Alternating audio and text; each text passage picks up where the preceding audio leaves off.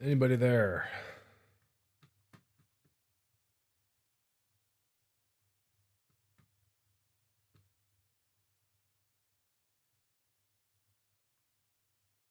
Anybody there?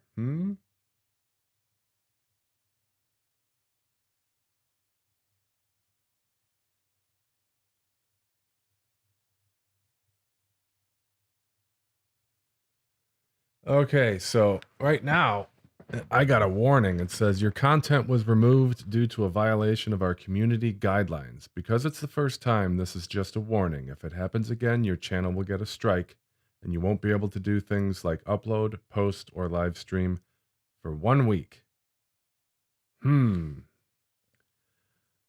That's bullshit. All right, let me read some more about this. I don't want to get a strike. That sucks.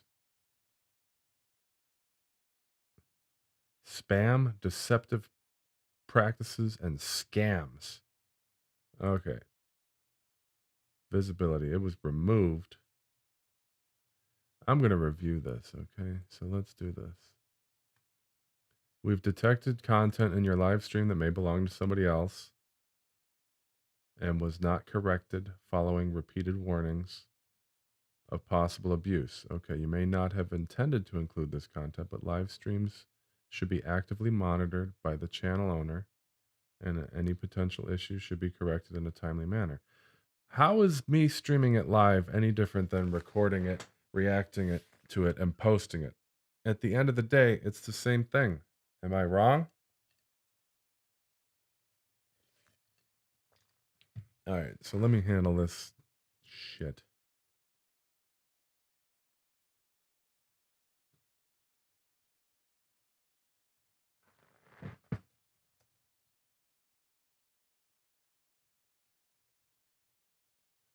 Okay, so it's letting me review it and appeal it. So it's letting me leave a comment. I'm going to say the same thing I do every time I appeal a copyright thing. I was doing a live stream reaction on my channel of a song.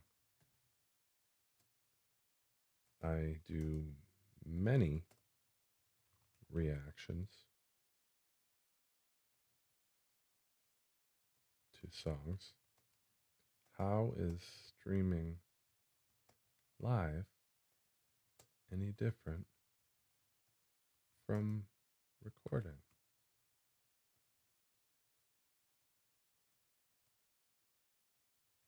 I do not believe that I've violated any community guidelines. Please reinstate. Come on, fingers. Reinstate my video. Thank you.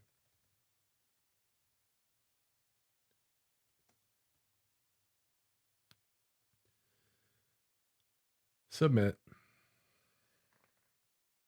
Okay. Let me see if anyone's still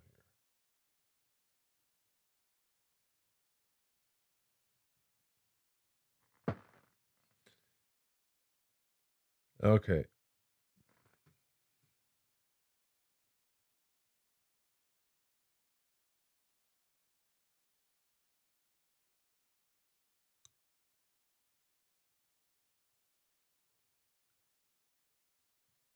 I feel like they're trying to bully me.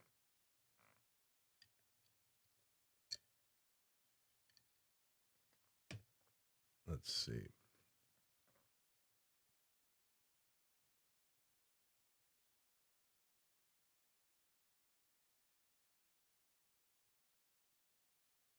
So this is what they accused me of.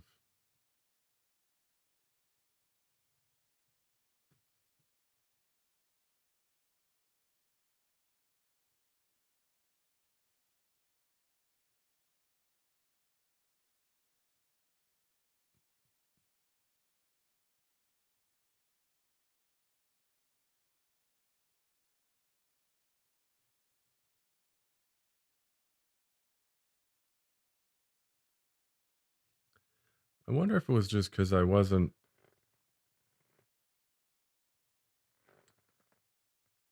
Yeah. Thank you, Sandy. Hannah, yeah, that's what I was looking for. I couldn't find any other candlelight sessions posted by anybody but Greta. So let's do some live stuff that is posted by anybody other than Greta Van Fleet. So I was trying to go to their content. Just I don't know. Maybe it's good. Maybe they're. I'm assuming they monetize their YouTube channel. So I was figuring I'll play from their stream because it's their shit, and they should get whatever royalties or whatever. I know it's above their head. The band itself. It's the record label. So that kind of sucks. I think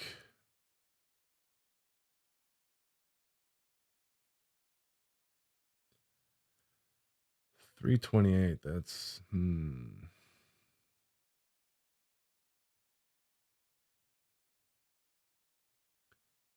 What's a good show for us to watch here? I've heard people mention this. Let's do this. There we go. One of the biggest buzz bands going into Coachella earlier this year and sold out at the John Anson Ford Amphitheater this Sunday. Turn your radios up, Los Angeles, as we welcome Greta Van Fleet.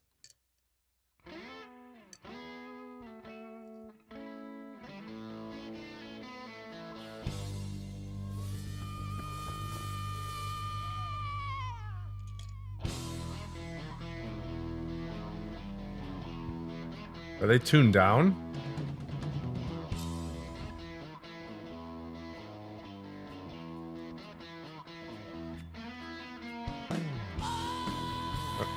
That sounds like G.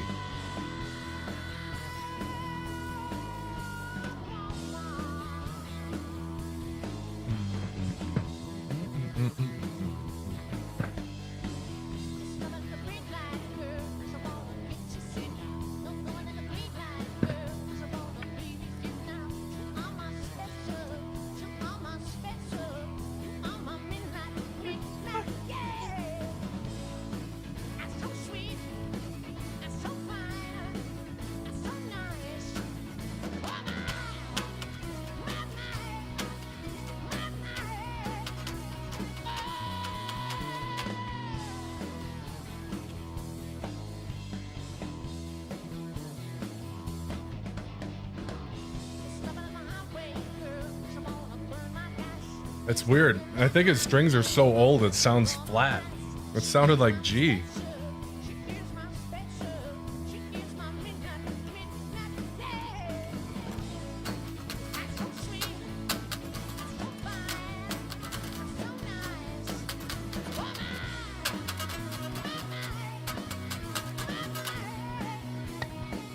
I think I'll just get the acoustic.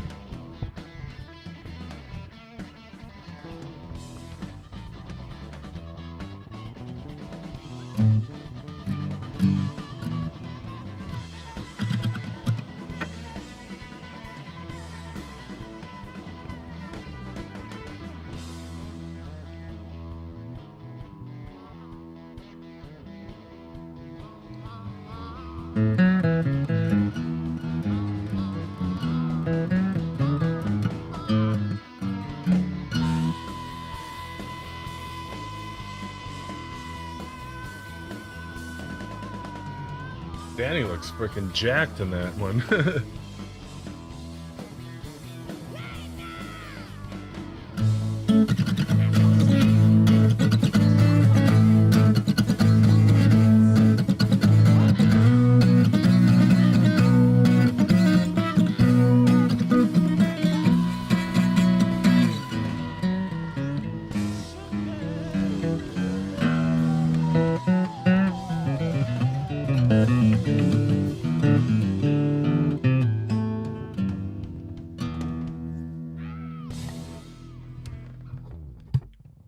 That was cool.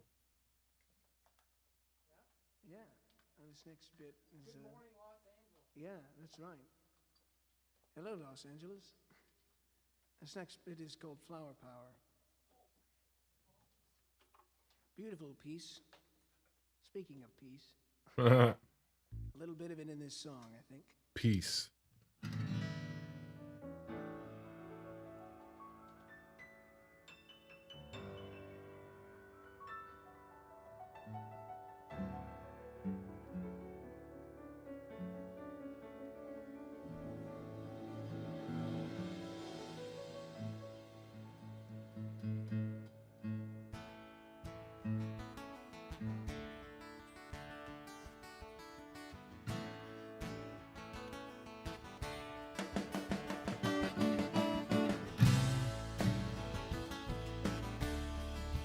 I haven't played this guitar in a while.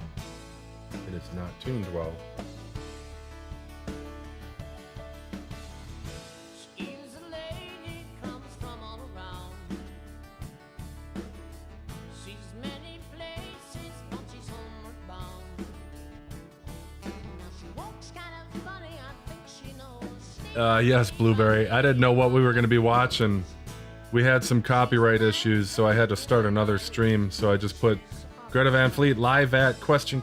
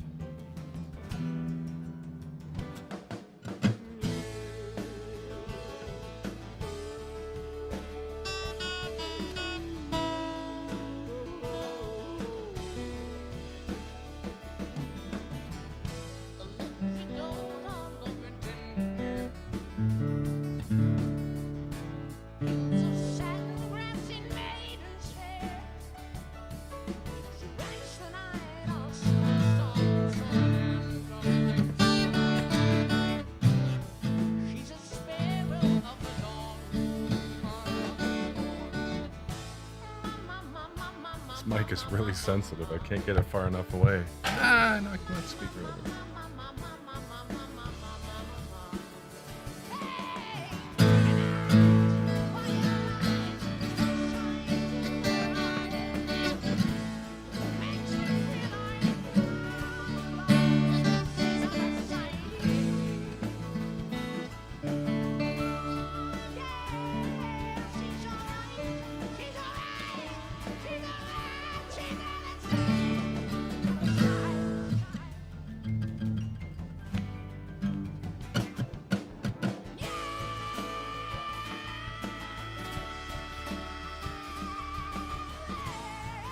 Yeah, I'm probably about 30 or 40 cents flat right now.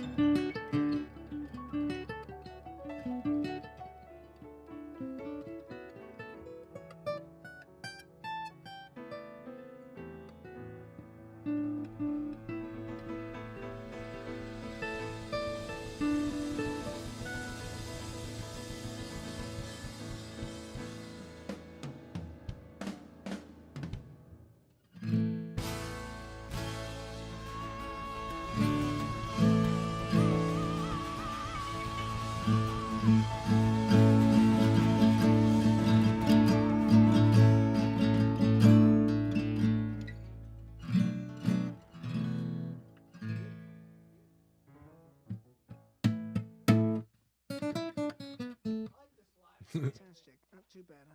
Not too shabby. Not This too next track is shabby. called Edge of Darkness. Yeah, Edge of Darkness. Give me the fucking Edge of Darkness. It's about the edge of darkness. That sounded like one of my assessments the other day. Hey, Bab. That's my wife.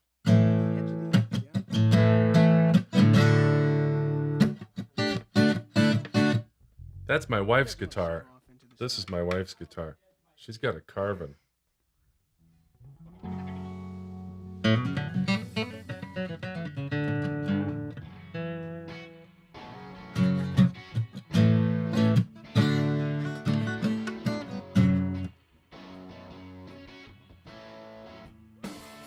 I'm too loud.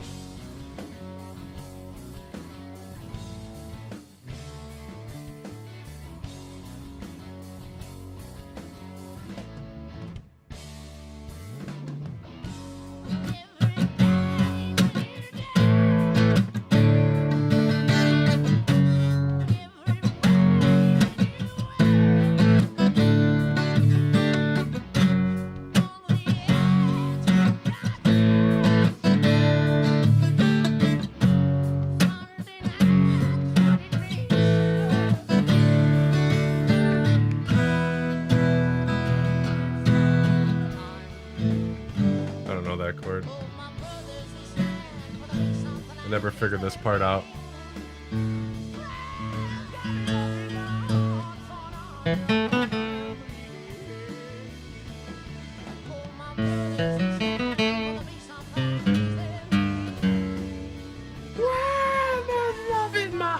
I love his vocals in this.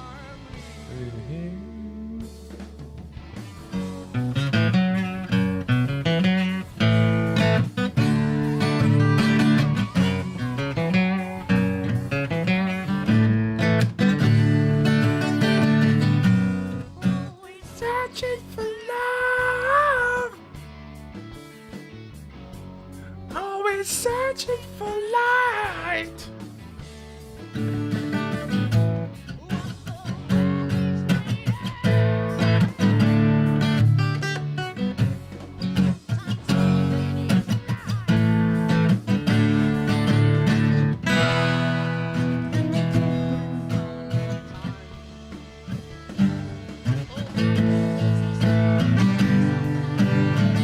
Thank you, Joseph.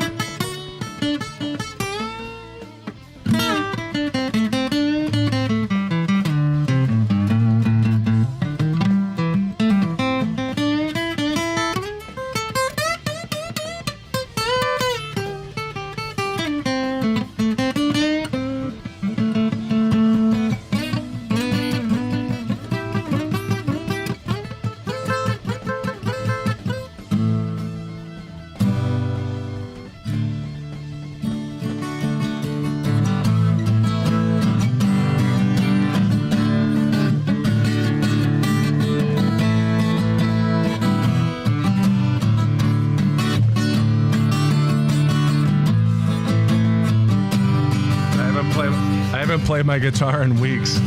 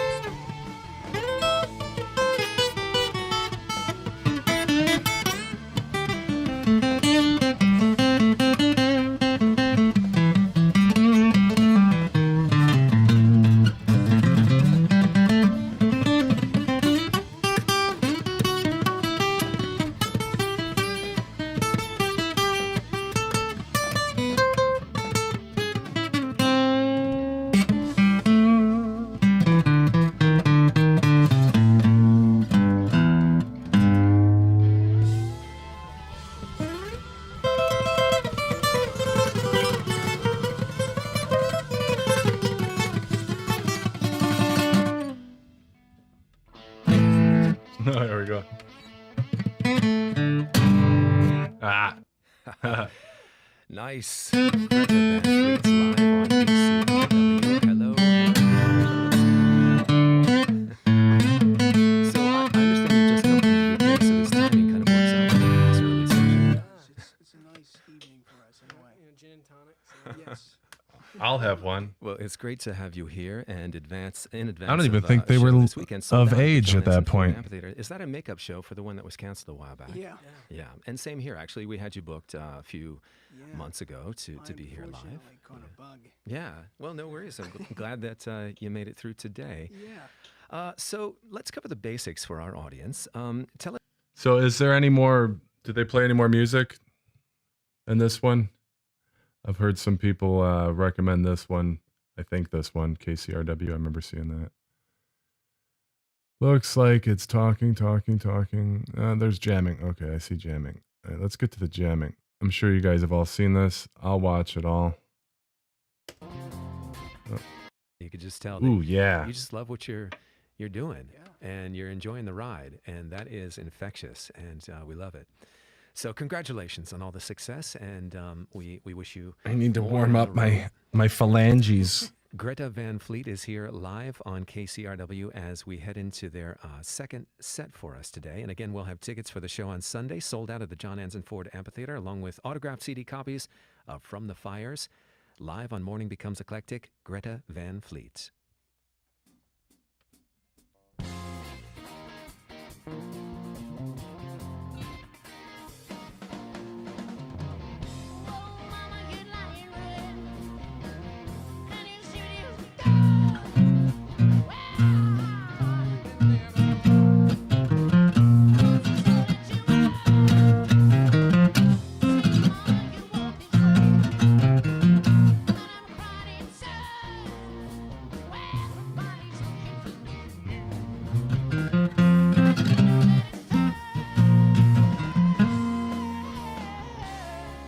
Everybody's talking.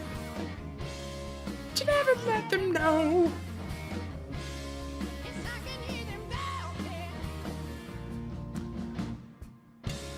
Everyone knows. Is he playing with a capo on?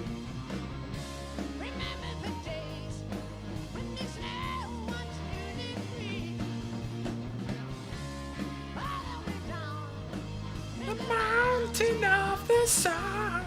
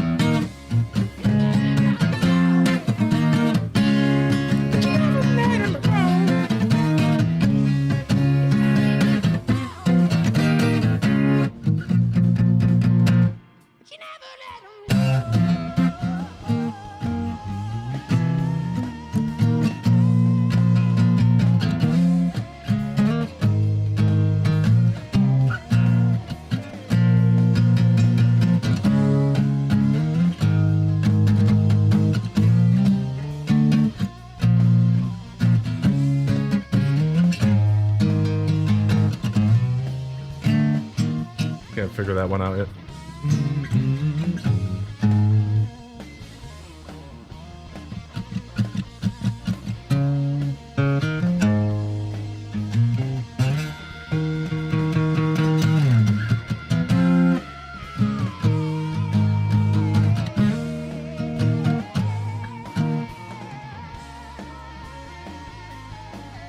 Indeed it is, Joseph.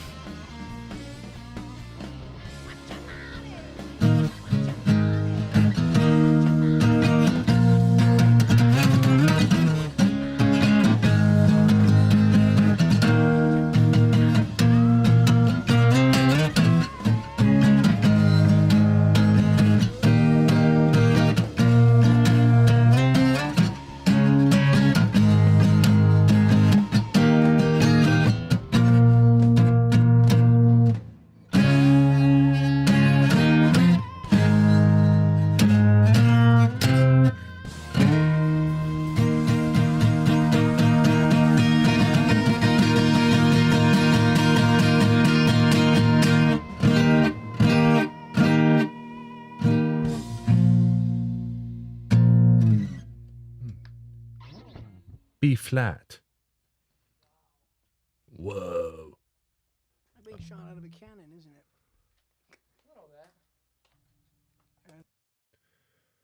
Thank you for joining us, Grace. Advent. Do me a favor, anybody who's not currently subscribed while watching here, do me a small favor and just hit the subscribe button and the little notifications bell so I can explode your phone when I upload more content. Yeah, that was fun. Yeah, my fingers are hurting after that solo, especially on an acoustic, like you said. And I haven't played in weeks. Let's see. Somebody came in and requested something that they'd been requesting in many other videos. What was it?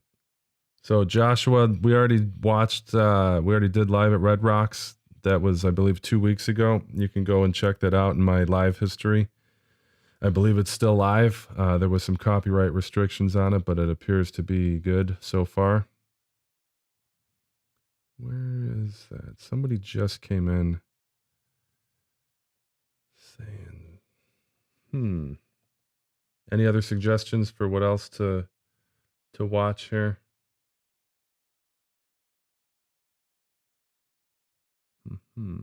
Candlelight sessions. We just did that. It's presently being reviewed because I was streaming from their website. So apparently when I do a live stream, if I'm playing content from somebody else's channel, Greta Van Fleet's, that's an issue. I don't see how it's any different than recording, but I'm not the powers that be. The powers that be are. South American Lala.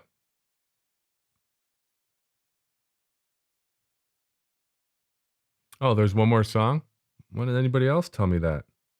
Thank you, Rebecca. That's what we do. Reminds me of playing in the garage. Yeah. The Gay Rage. Some kind of romantic fortress in here, isn't it, Jess?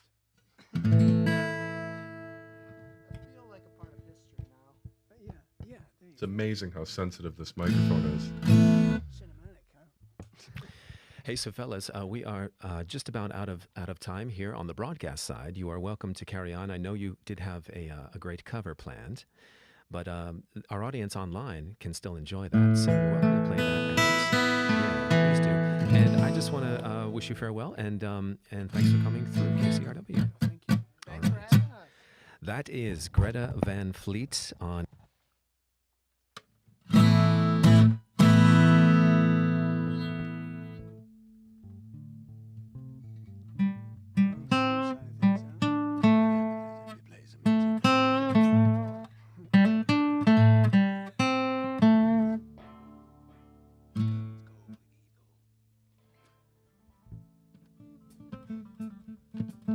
It's an A minor.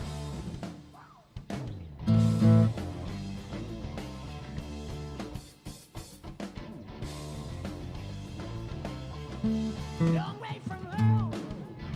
You keep making noise. Do you want me, baby, but you're never going wrong. That's evil. Evil's going on. Well, I'm warning you, brother. Better watch your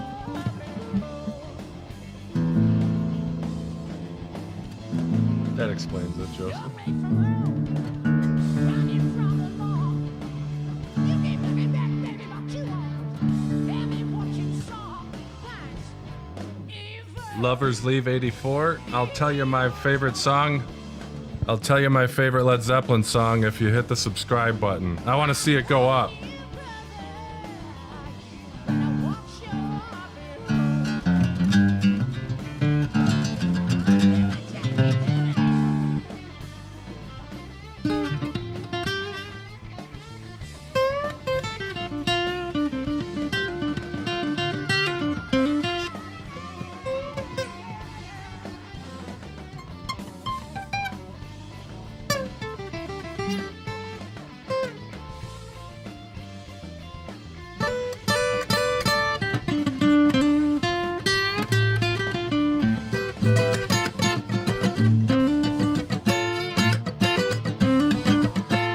Liberty Crack, do me a favor, hit that subscribe button. Thank you for joining us.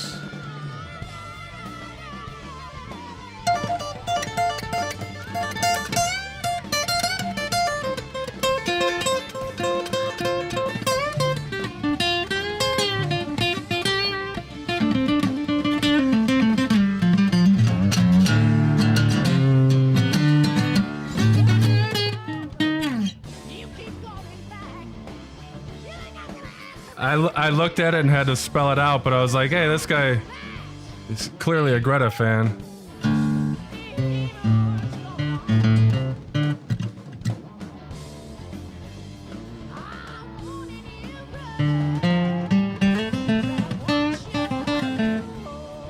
That's a good song.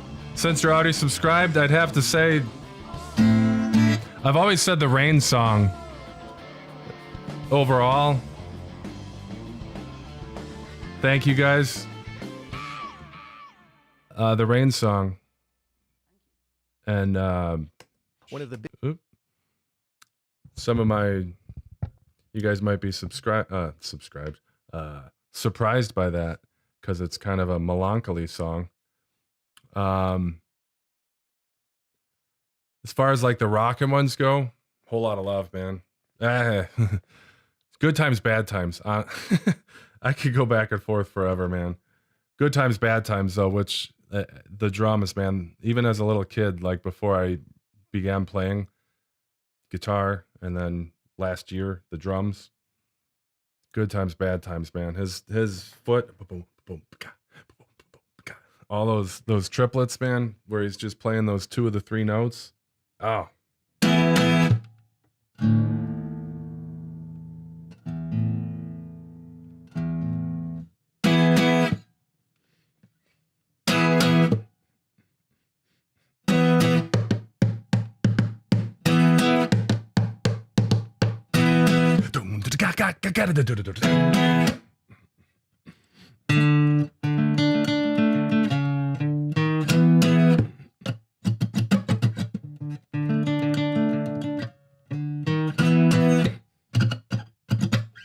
My noise gate's a little too high for that.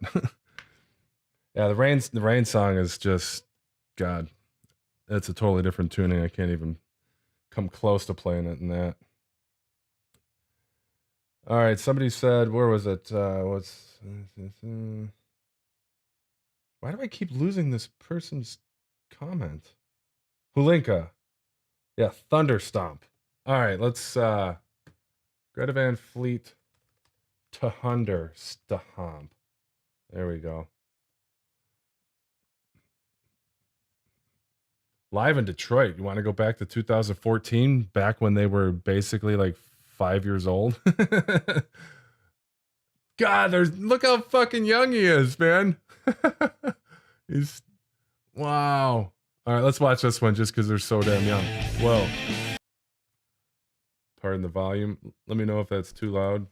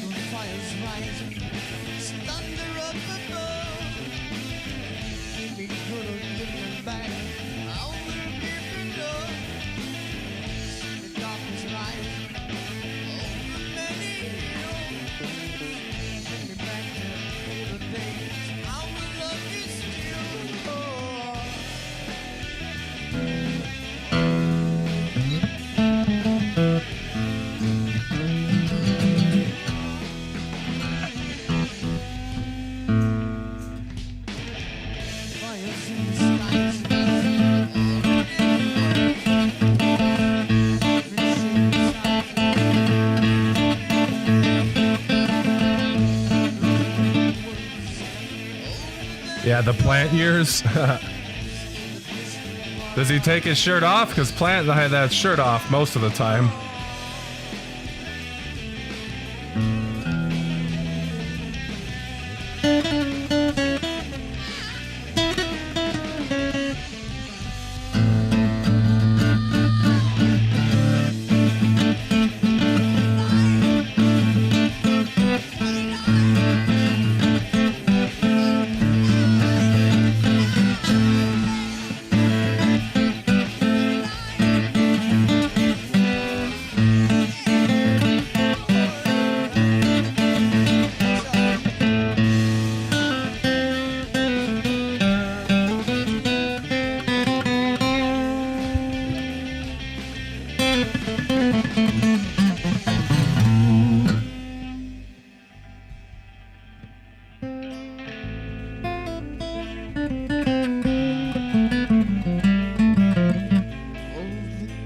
They're still kind of babies even today.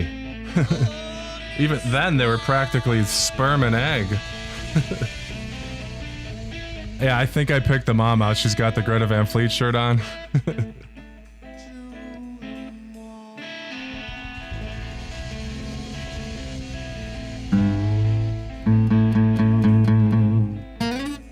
he switch to major?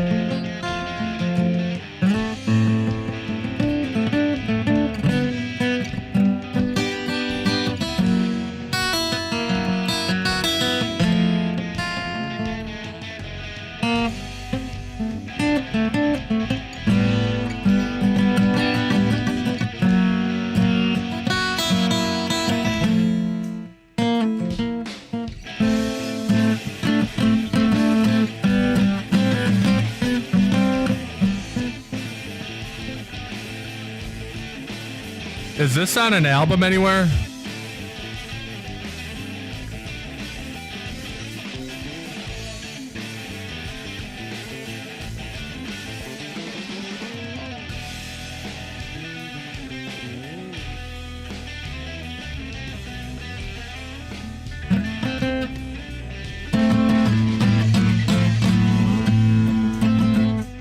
15. Holy shit.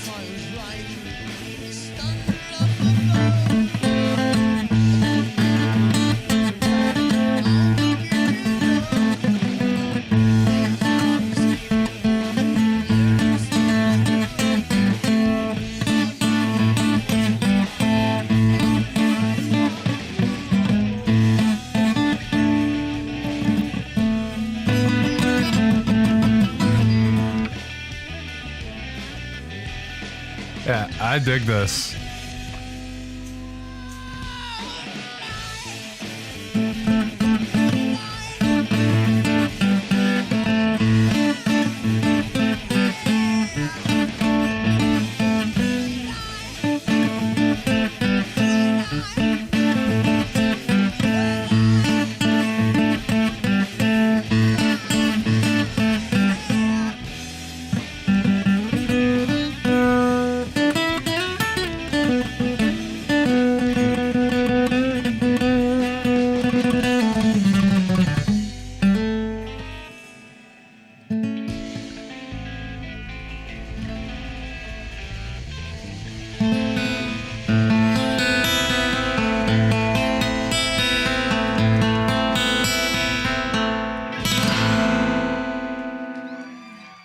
Dude, 15-year-old kids did that.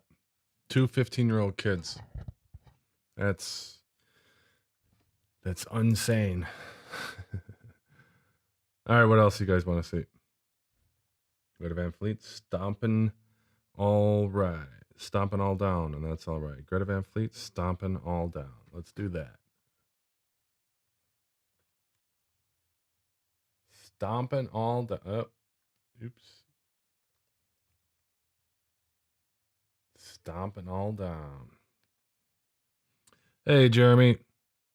Thank you for joining us. If you're not subscribed already, please hit that subscribe button. Thank you very much.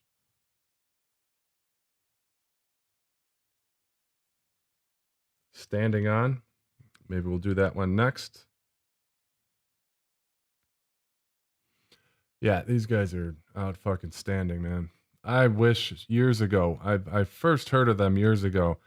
And for those of you who have been with me for a while, like, I very much, like when somebody says, oh, they're the next Led Zeppelin, and I know that it wasn't Greta Van Fleet that said that, it was the critics. That's sacred ground for me, man. That's like holy ground. I got bare feet, man. And I judged them before I really even heard them. And then I heard a little bit, I think it was Highway 2, and I'm like, come on, it's so fucking Zeppelin-y. And then I started doing the reactions, Meeting the Master, and I was like, oh, I hear Thank You. Oh, I hear Over the Hills and Far Away. You know, but man, I wish I wouldn't have been so close-minded then, man. I wish I could have been in on this as it was happening, man. Now I'm looking back, and it's like I'm wishing I was around for this band when they were first coming out, and I was, but I just wasn't aware. And I'm going to be a lot more curious from now on. Less judgment, more curiosity. All right, you said first one, Joseph. Yep, let's do that. Stomping all down.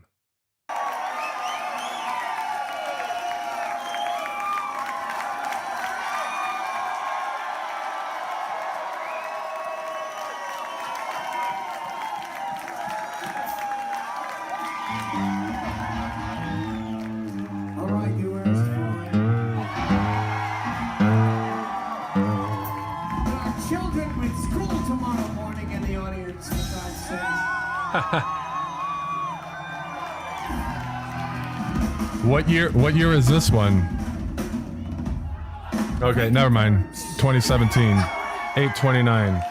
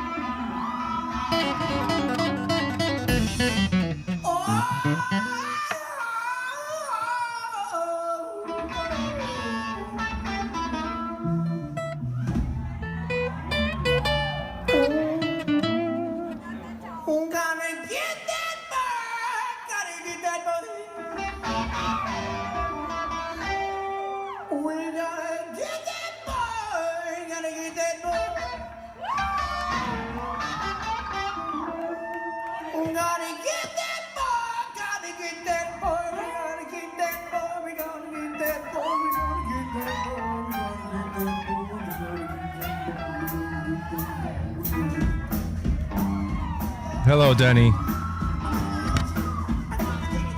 Thank you for joining us. Please subscribe if you haven't already.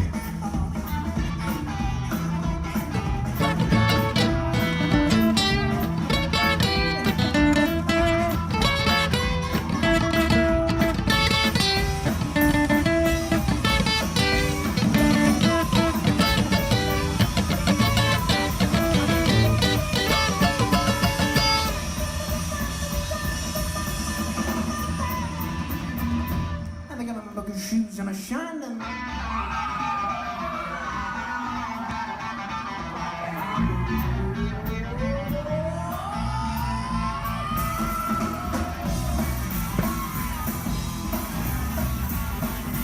My fingies hurt.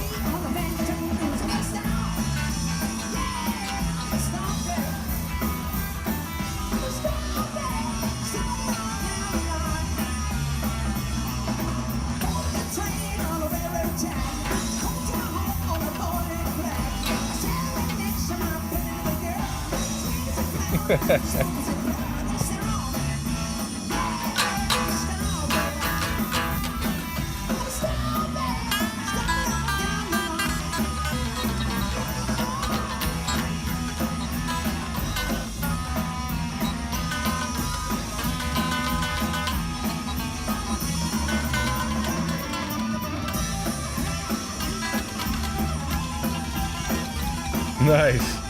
Oh, the chicken picking.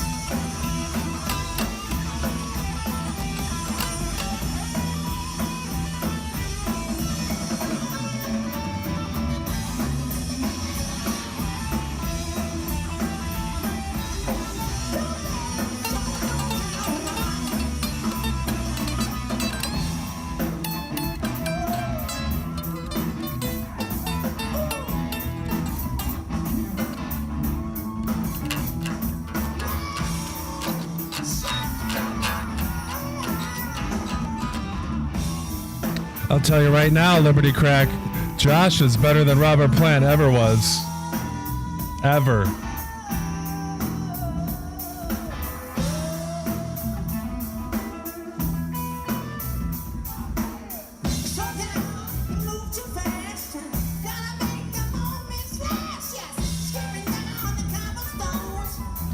Oh, I wish we had a better mix, man. Danny's doing some fucking sweet doubles on the kick, man. A la John Bonham.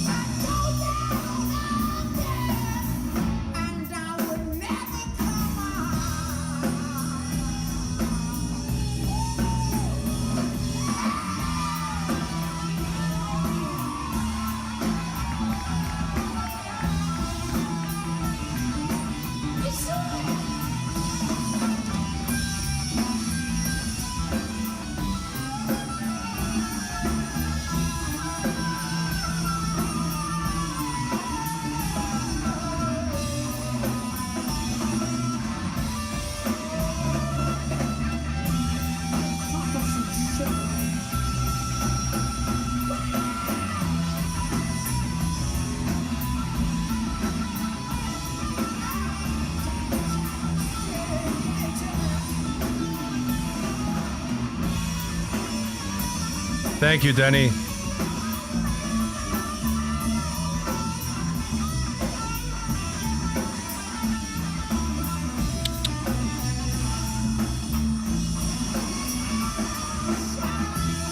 Yeah, I wish they would play stuff like this still, man.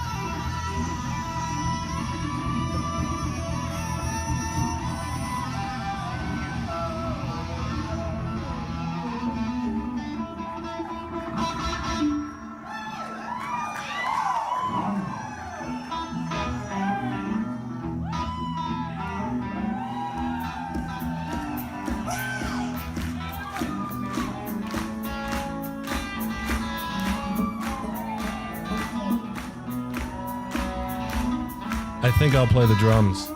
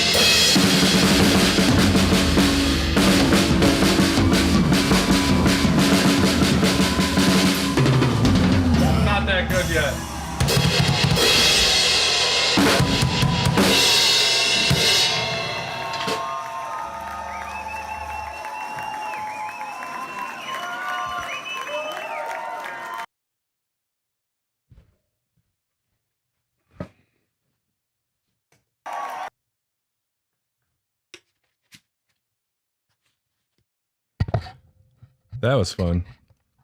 I couldn't hear my drums in there. These are like hearing protection headphones because I hate the sound of live drums in the room. It wasn't overloading the microphone, was it? Let me get back to the comments here.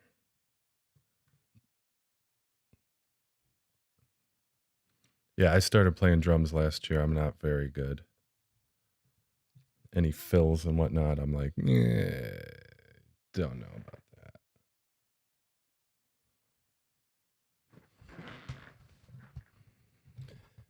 What else you guys want to see?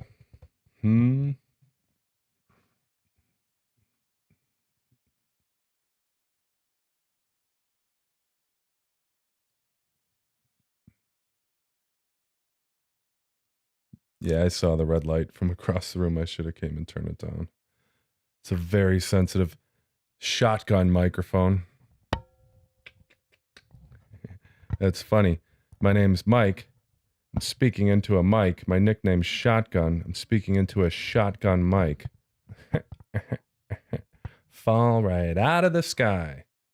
That's a SpongeBob reference for those of you who don't know. All right, what do you guys want to see? Song of Starcatcher, entitled Look at this kind of stuff back. Sorry. Let's see.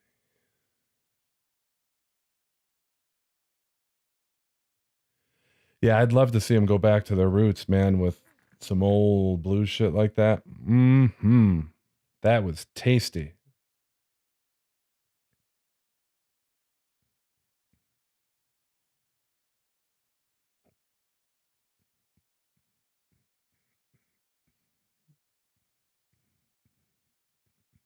Motown Funk. Okay.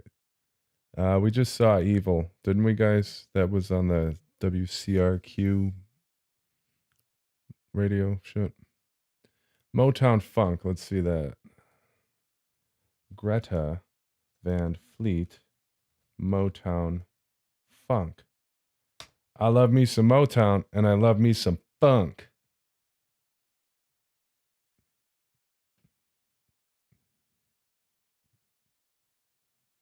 All right, which one, guys?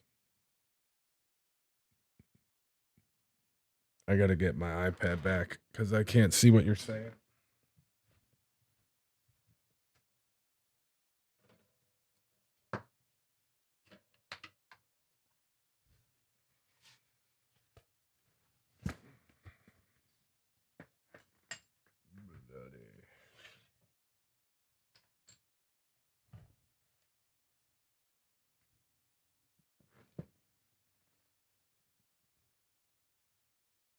Motown Funk number 4.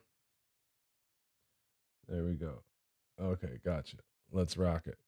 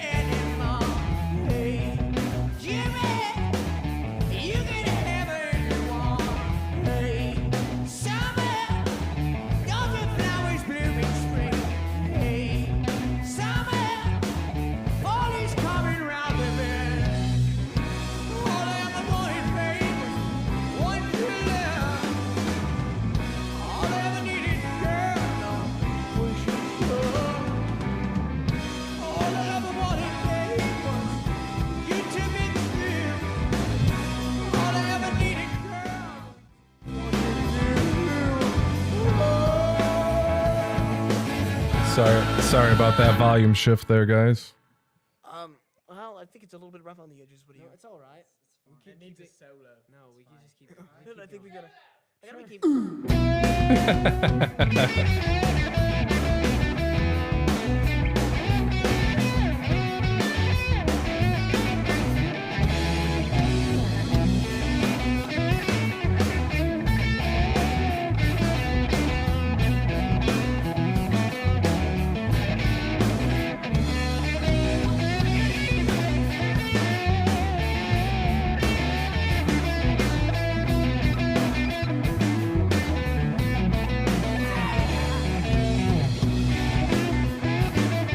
That's a strange drum part there.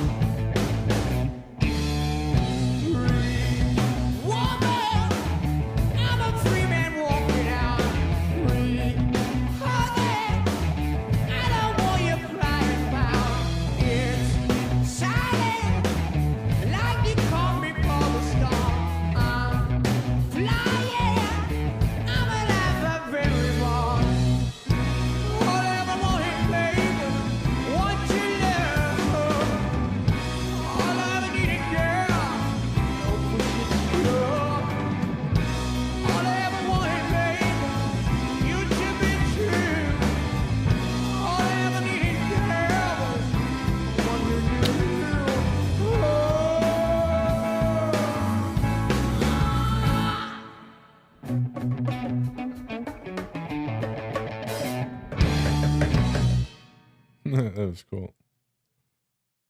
Really cool. Almost heavy. Kind of heavy for these guys. Kind of had a... What's that? What's the name of that song? Down, down, down, down, down, down, down, down, down, down, down, down, down. Oh, the girl I love, she got long black wavy hair. That one, you guys know that one? It's a Zeppelin song. It's I think it's only in the BBC sessions. It's very pentatonic. I think it's A minor pentatonic. It's in down down down down down down down bum bum bum bum bum bum bum bum down down down down down down down. Ooh, there's heavier songs on Teabag. Yeah. Yeah, I want to fucking rock, man. I know you guys think I don't like the slow shit, but I really do. I happen to not love all of Greta's slow stuff, but it's kind of just a matter of like a threshold of excitation, you know, like if I'm listening to like Pantera and Slayer and Lamb of God, and then I come and it's like, you're the one I want. I'm just like, I need to get my ass kicked, you know? All right, what else you guys got? Yeah, I'm looking forward to the rest of Teabag there. I think it was you, Grace, that said you can't even call it Teabag. Ever since then, I've been literally pronouncing it Teabag. Oh. All right, what other live shit can we do, guys? That was really cool. I like that. I wish, is there anywhere to find this stuff on CD or MP3 or anything?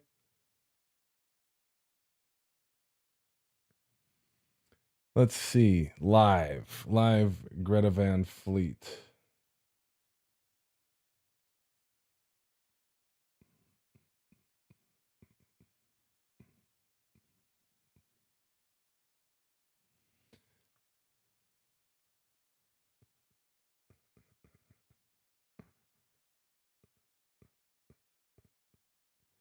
You want to see a live Jimmy Kimmel performance? Let's see what we got here. And we'll not be clicking on the official Greta Van Fleet one because I do not want to get a strike, man. Ooh, When the Curtain Falls, live on the Tonight Show. Yeah, let's do that. That sounds exciting. Oh no, there's an ad. I'm not. Sorry. Here with the TV debut of their new single, When the Curtain Falls. Give it up for Greta Van Fleet! Oh no, this is Greta. Hang on. I can't do that one. I don't want to get flagged.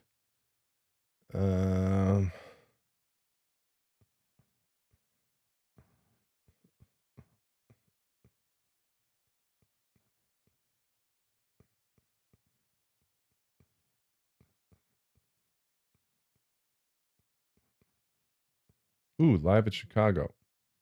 Let's see, what was I doing in 2018? Let's do this one.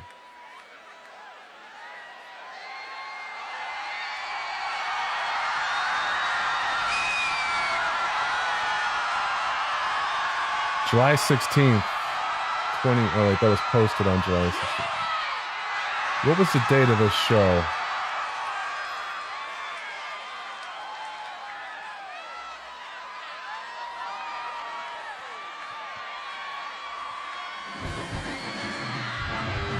Ooh, that sounds terrible. I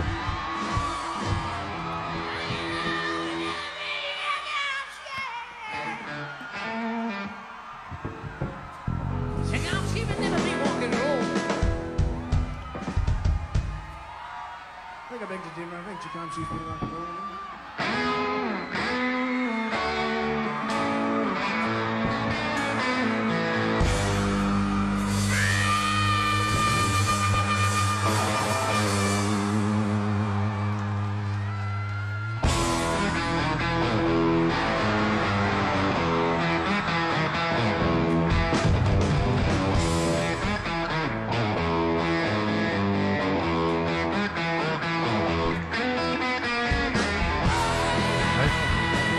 I saw Leonard Skinner, well, what was left of him, on August 3rd, 2018. It's more like the greatest Leonard Skinner tribute band.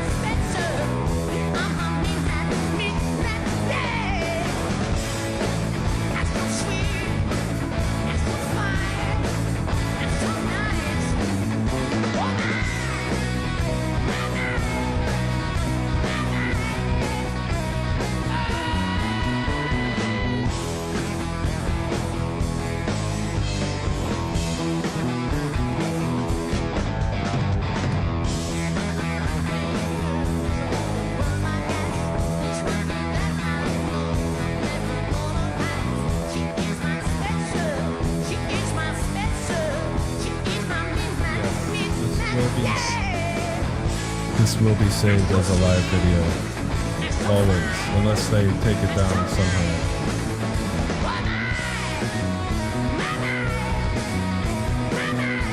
Right, Captain Phillips, they're taking shit down that's already on YouTube. It's like, how the fuck is it any different if I record it as opposed to stream it?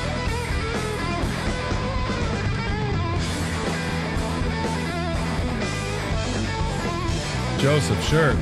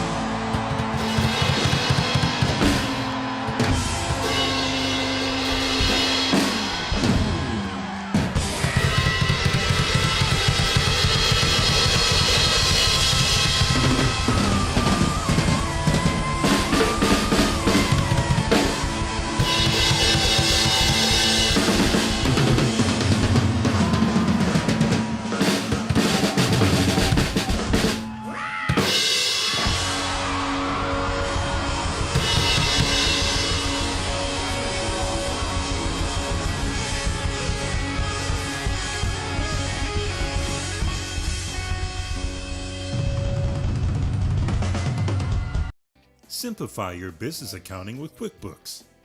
Easily track income and expenses. I'll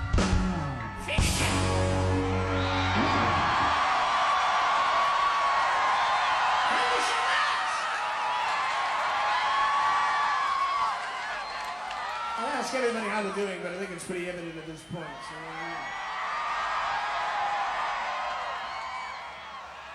This next song is one of my favorites. Thank you for joining us, Grace. It's all about dreams, desires, and buoyancy.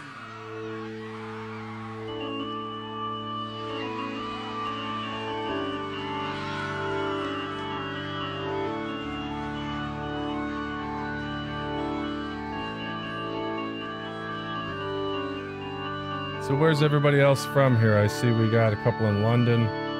Somebody else, it's 11 p.m. That means they're further from me than London.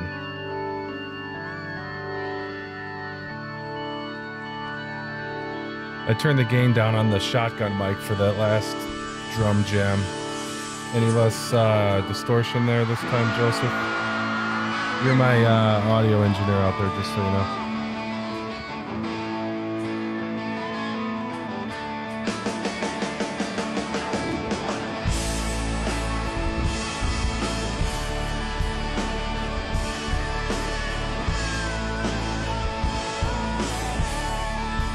Philadelphia, PA. You're only 1 hour ahead of me. That's cool. How about everybody else?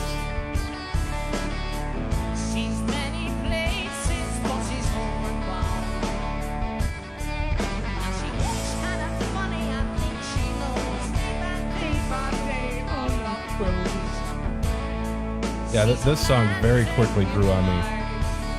I love it now.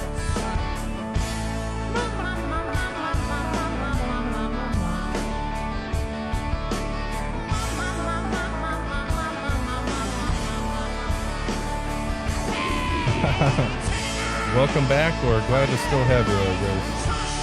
Is it me, or is this video much quieter than the other ones? I lost reference after I played the drums. Ooh, Czech Republic. That's pretty far.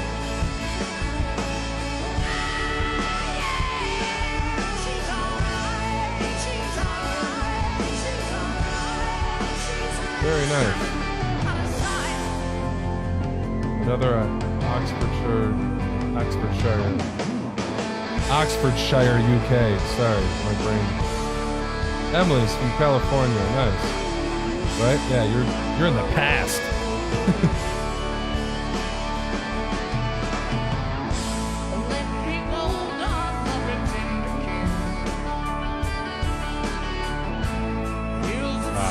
Okay. Yeah, I turned the gain down quite a bit. I noticed only clipping on the snare, whereas before it was just...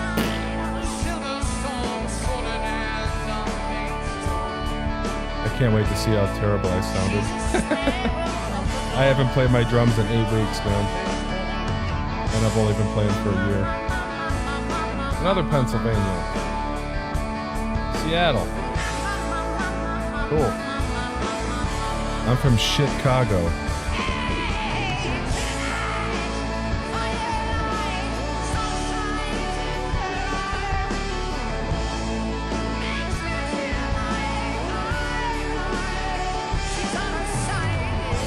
Oh yeah, I forgot to turn the music down on my monitor.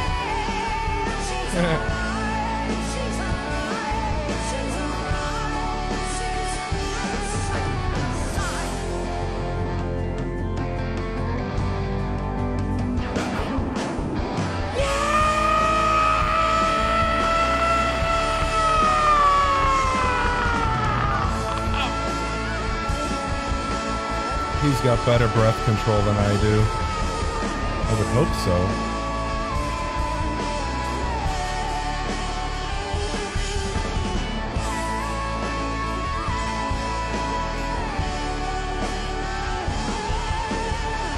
Oh wow, Elton John.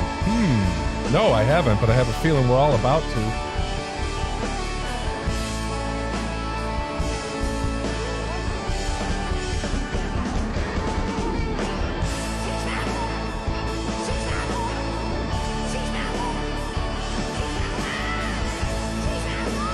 Naperville.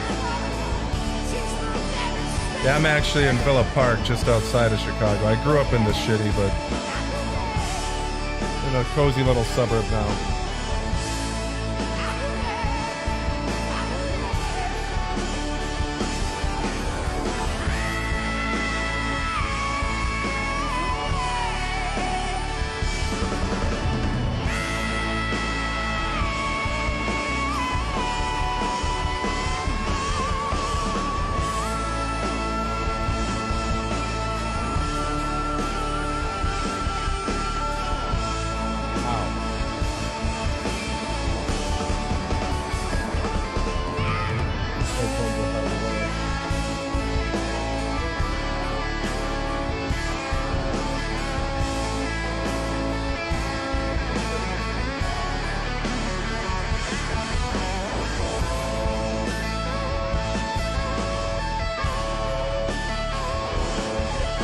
I don't know if you guys caught this, but I was laughing not long after I started playing the drums to this one. Right, Grace? You got the rest of eternity to sleep. Moline, oh wow. That's way south. I used to be in Orland Park, Orland Hills there. We just moved to Villa Park last year. Moline is, I believe, can't remember if that's south towards Kankakee or if it's... I always confuse Moline and Manuka.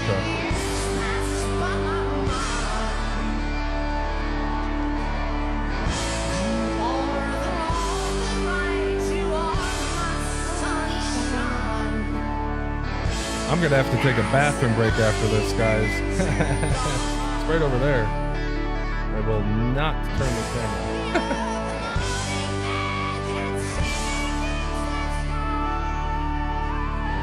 I wish I wouldn't have missed this, man.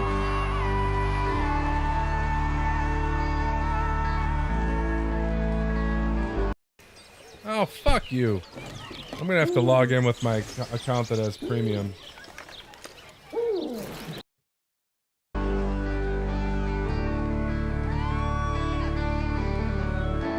I always forget to log in with premium. Sorry, I'm switching to premium. Ah, yeah, motherfucker. I'll ask everybody how they're doing, but I think it's pretty evident at this point.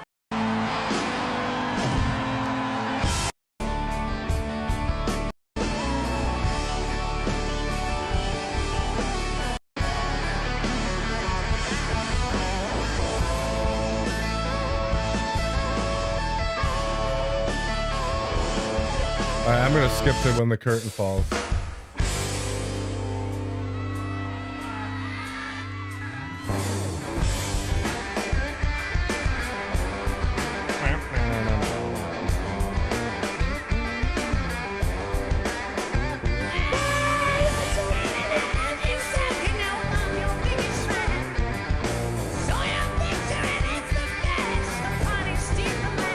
Show more skin.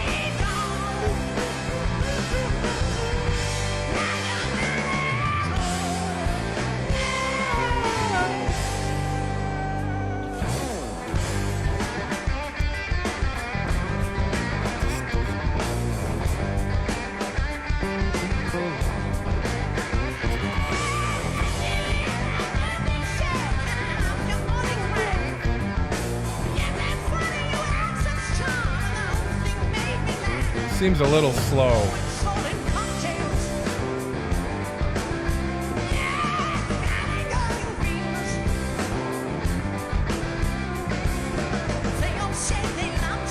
Didn't it, darling?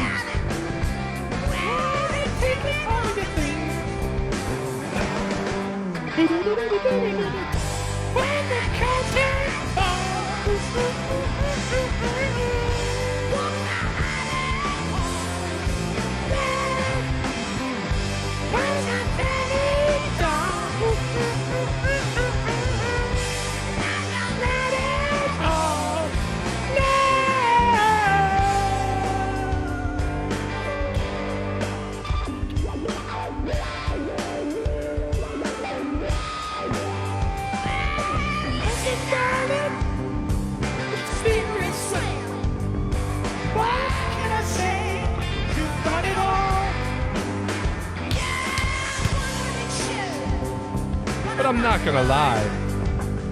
You could use a little work. Well, at your age.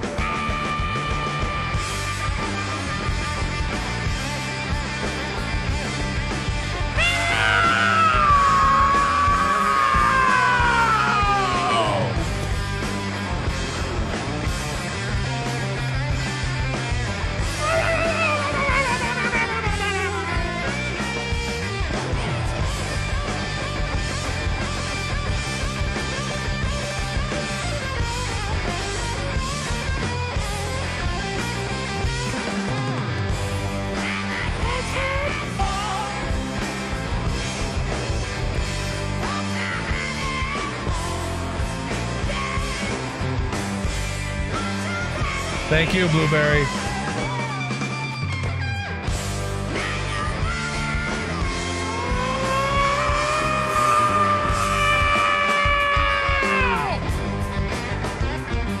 I need another beer.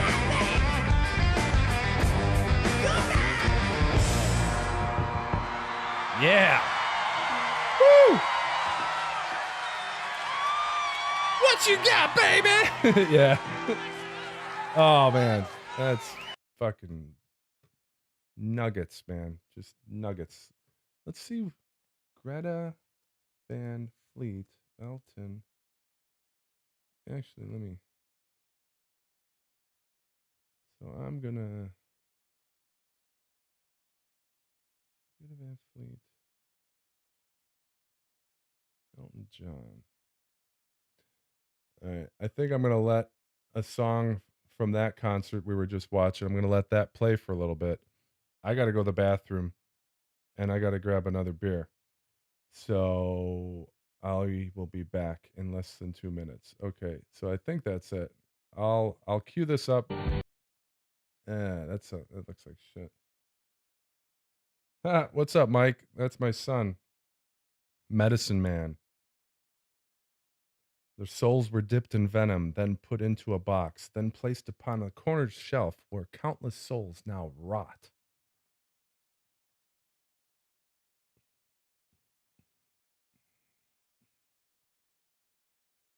So is this the Elton John one that you guys are talking about? Because that looks like a shitty cell phone video.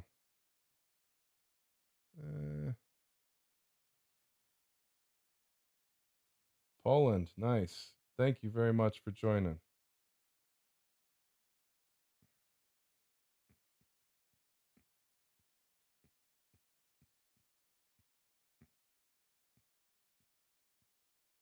All right, let me know if that's the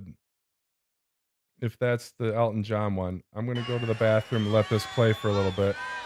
I think. Ooh, black smoke. I will hurry so I can enjoy the rest of this with you guys.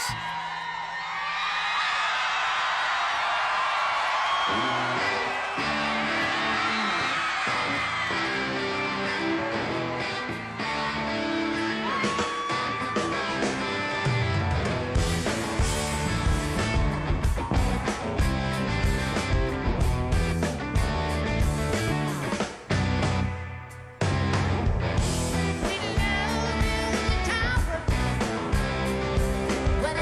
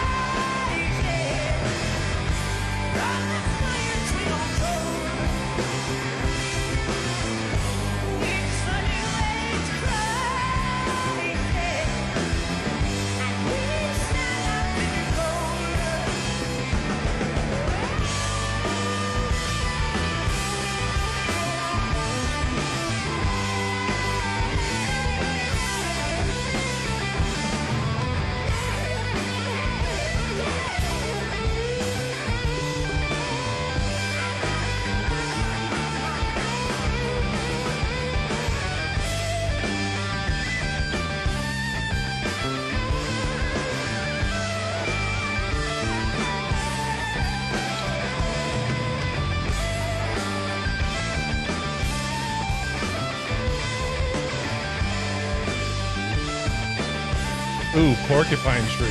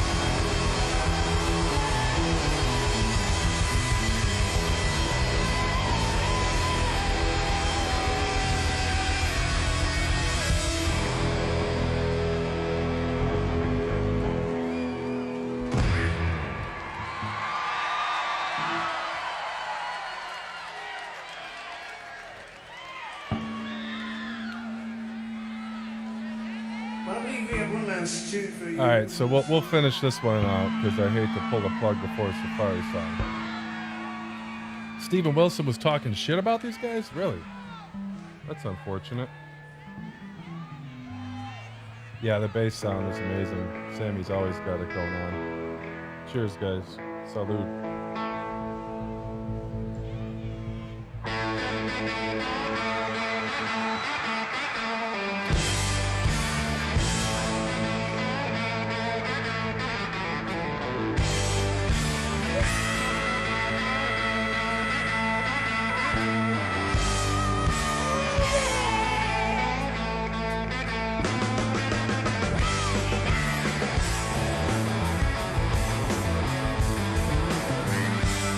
Jake's just skipping all over, happier than a pig in shit.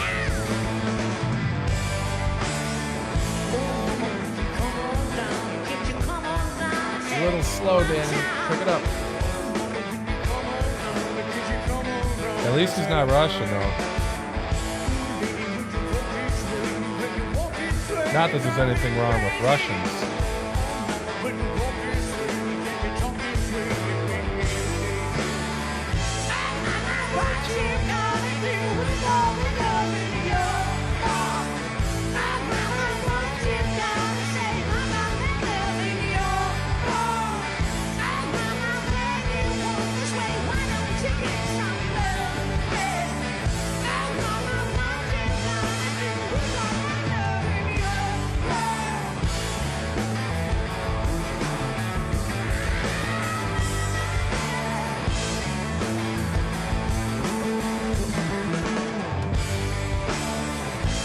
Sammy.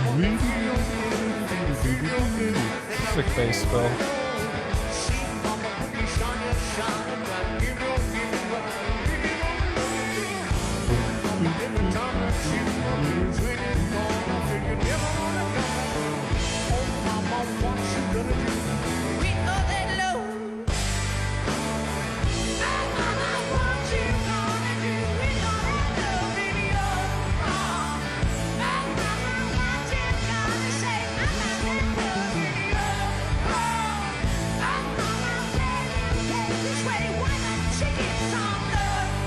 Yeah, Blueberry, I agree, man. That's a hell of an opening song.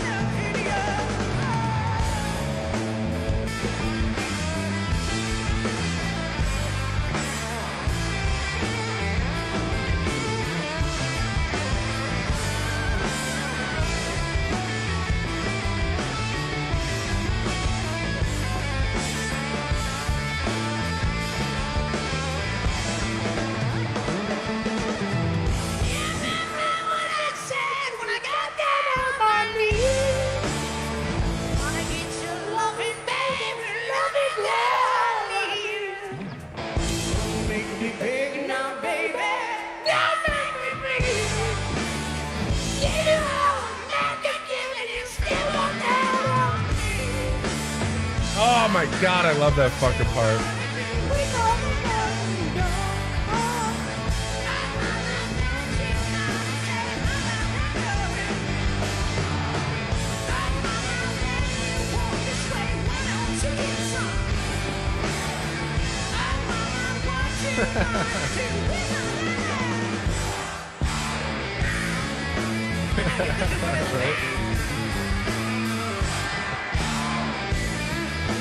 It's kind of hard not to there, Blueberry. I could turn myself down. I'm trying to pull away from the mic, but it's really sensitive.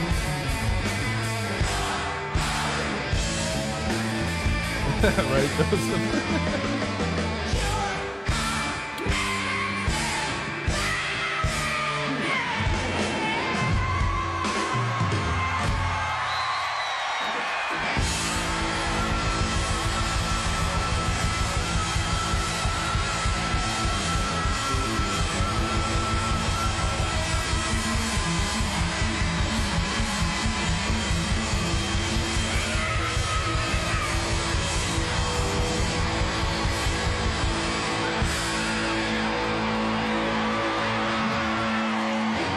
I don't know if anybody wants it right into the mic, though.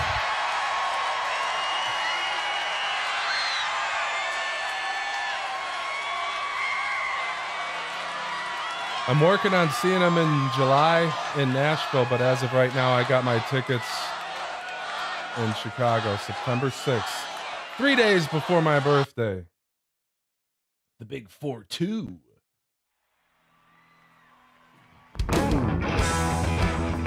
All right. So do you guys want to see? I already saw this specific one, so we're not going to watch that. I guess let's do this shitty cell phone video here with Sir Elton.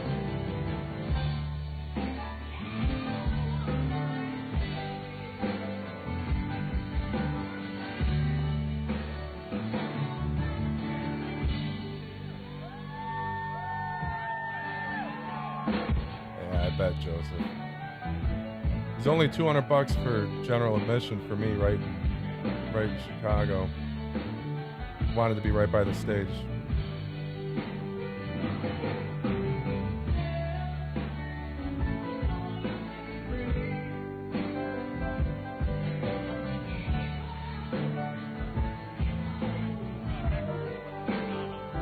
Yes, G. And a separate stream that was taken down.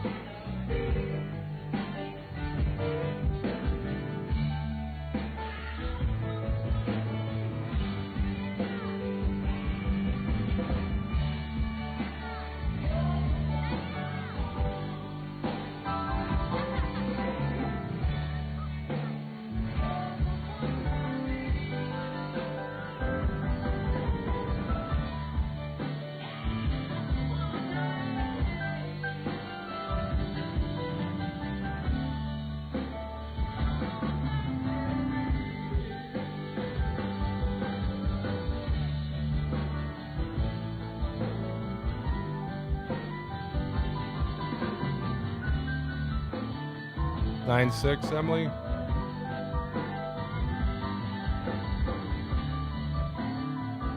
Oh yeah, I know.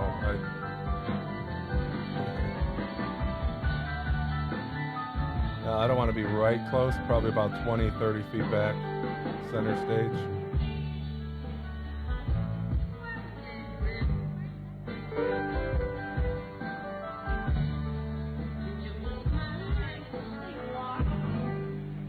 That's 60 pounds. What's that in dollars?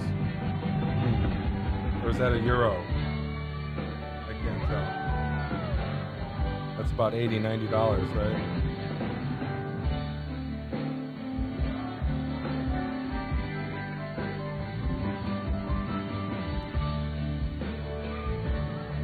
My wife was just in San Francisco.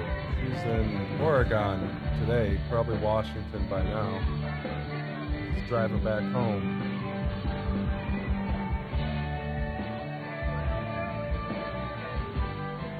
Ooh, that'd be cool in Vegas. It's amazing, man. What year was this? Subscribe to that. Hit the notifications bell. Subscribing to this guy.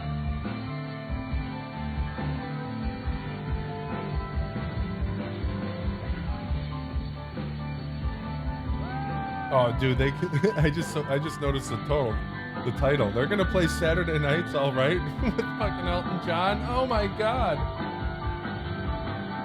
That's probably my second favorite Elton John song. Benny and the Jets is number 1 for me.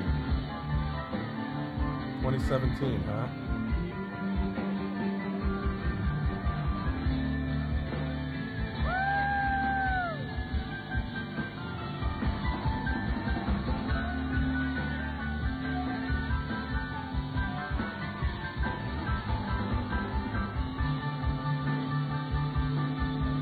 Oh, that'd be nice.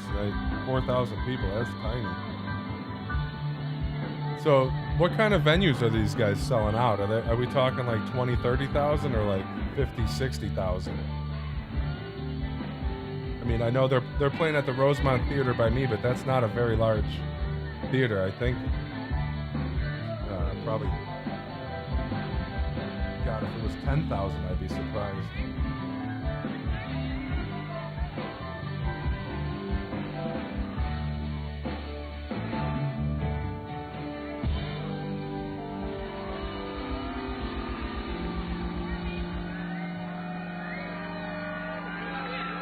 Yeah. 4,400.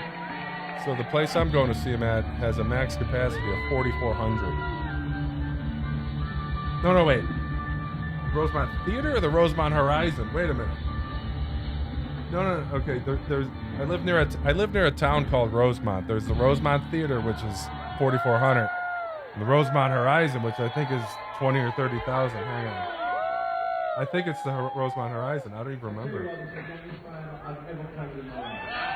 They don't call it the Horizon anymore, though.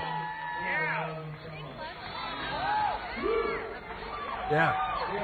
Allstate Arena. Okay, my bad. I'm living 30 years ago.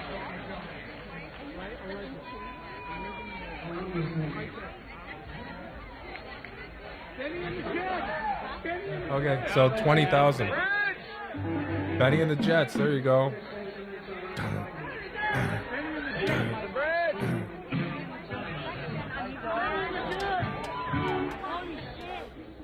Well, like musical Sunday, but it works just the same. It must be the same amount of that energy in you. Let's do it. Yeah.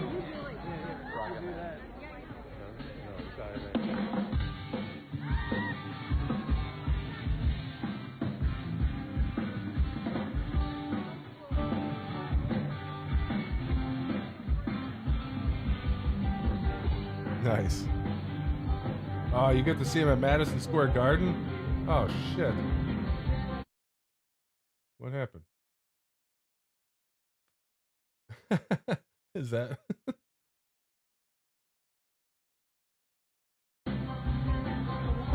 That's funny.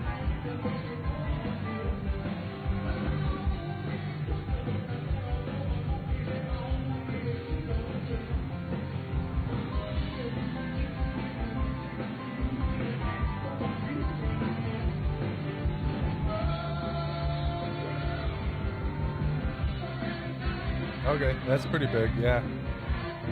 The place near me, it says 18.5, and I'm betting it's.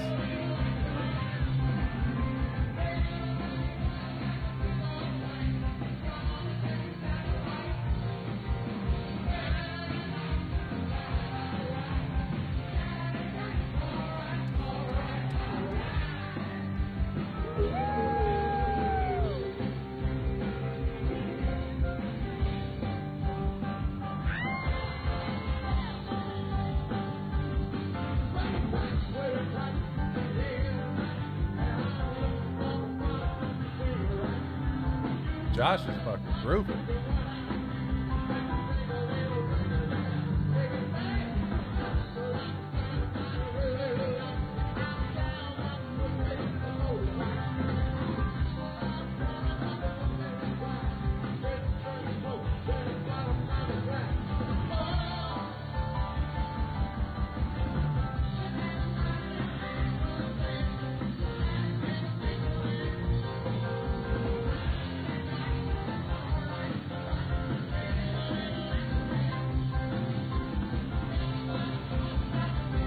I just turned it up for you guys a little bit. This one's kind of quiet.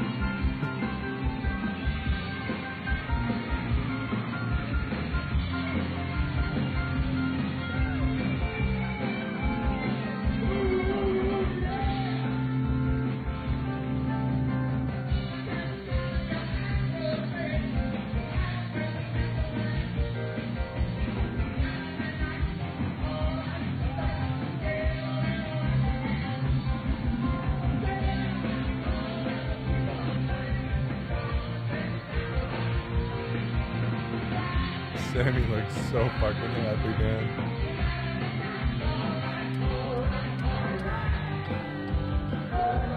This song could use some cowbell.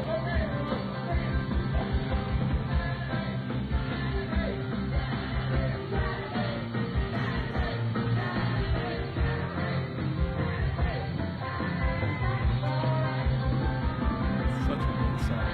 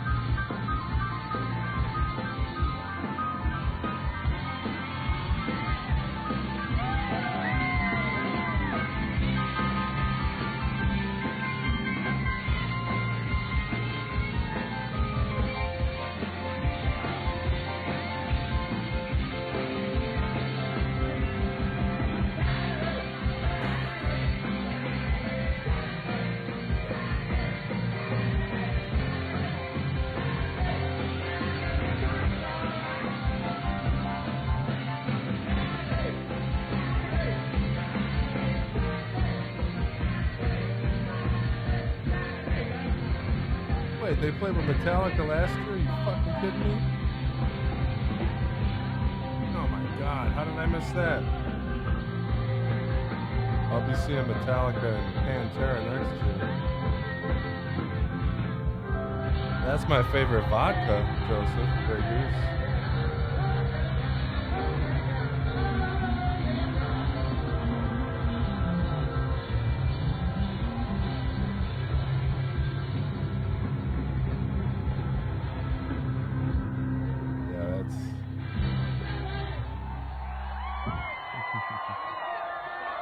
God, this makes me so happy for them. I've already been happy for them, man, but this, like, right here, I love Elton John, man. Oh, my God. Let's do it again.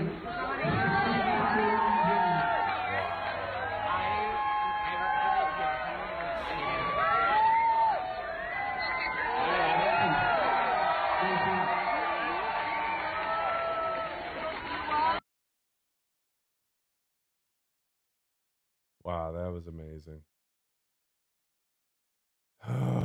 So, you know, I think we're in this part, this segment of our creative element where we It's really, only 3 minutes. we Let's take watch this very this. seriously. We're moving into an all bass oriented. A la Spinal Tap. What's the first So, album? yeah, Big Bottom? Basically, what we're saying is.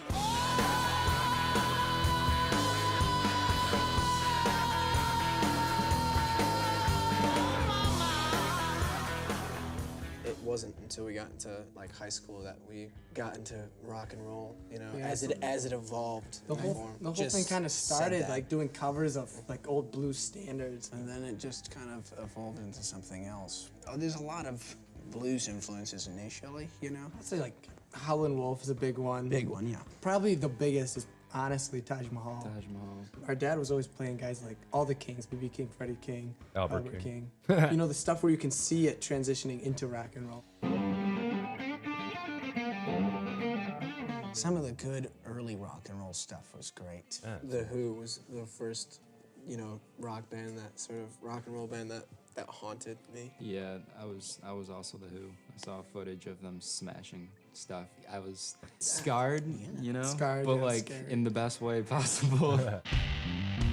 Well, this is Blackbird So, Studios, and this is where we are stopping currently now. recording.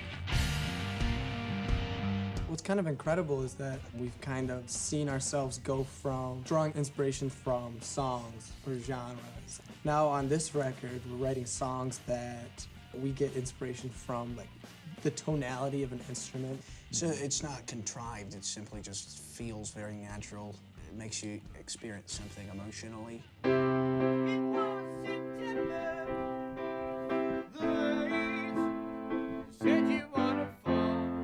There is some censored version. fantastic music out there that's very true to itself, that's new, exciting, unique, well written, everything. The problem is it's not being played on the radio, it's not being played on these massive media formats because people ignore good music because it takes a little bit extra brain power to listen to, but it's so much more rewarding. Look at Hosier. Hosier, absolutely beautiful songs, great raspy voice, very great production on his stuff. And he made it into that through the alternative into like pop radio. The scary thing about listening to pop radio is sometimes you don't know if you're listening to the same damn artist or if it's different, you know?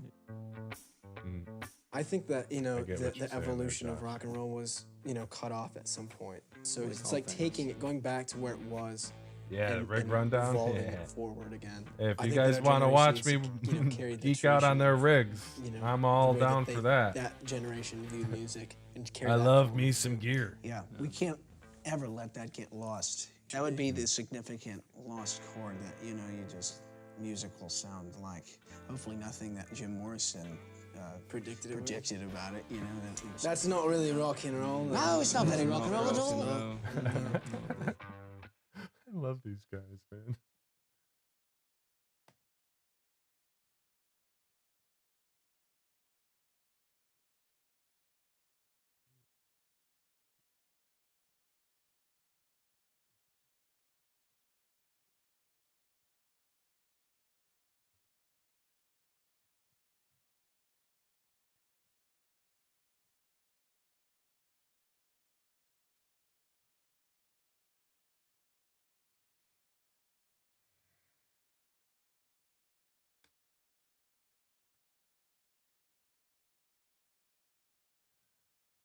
All right, you don't have to tell me twice. 2021. Let's see. I'm gonna do one of the old ones first because I want to see.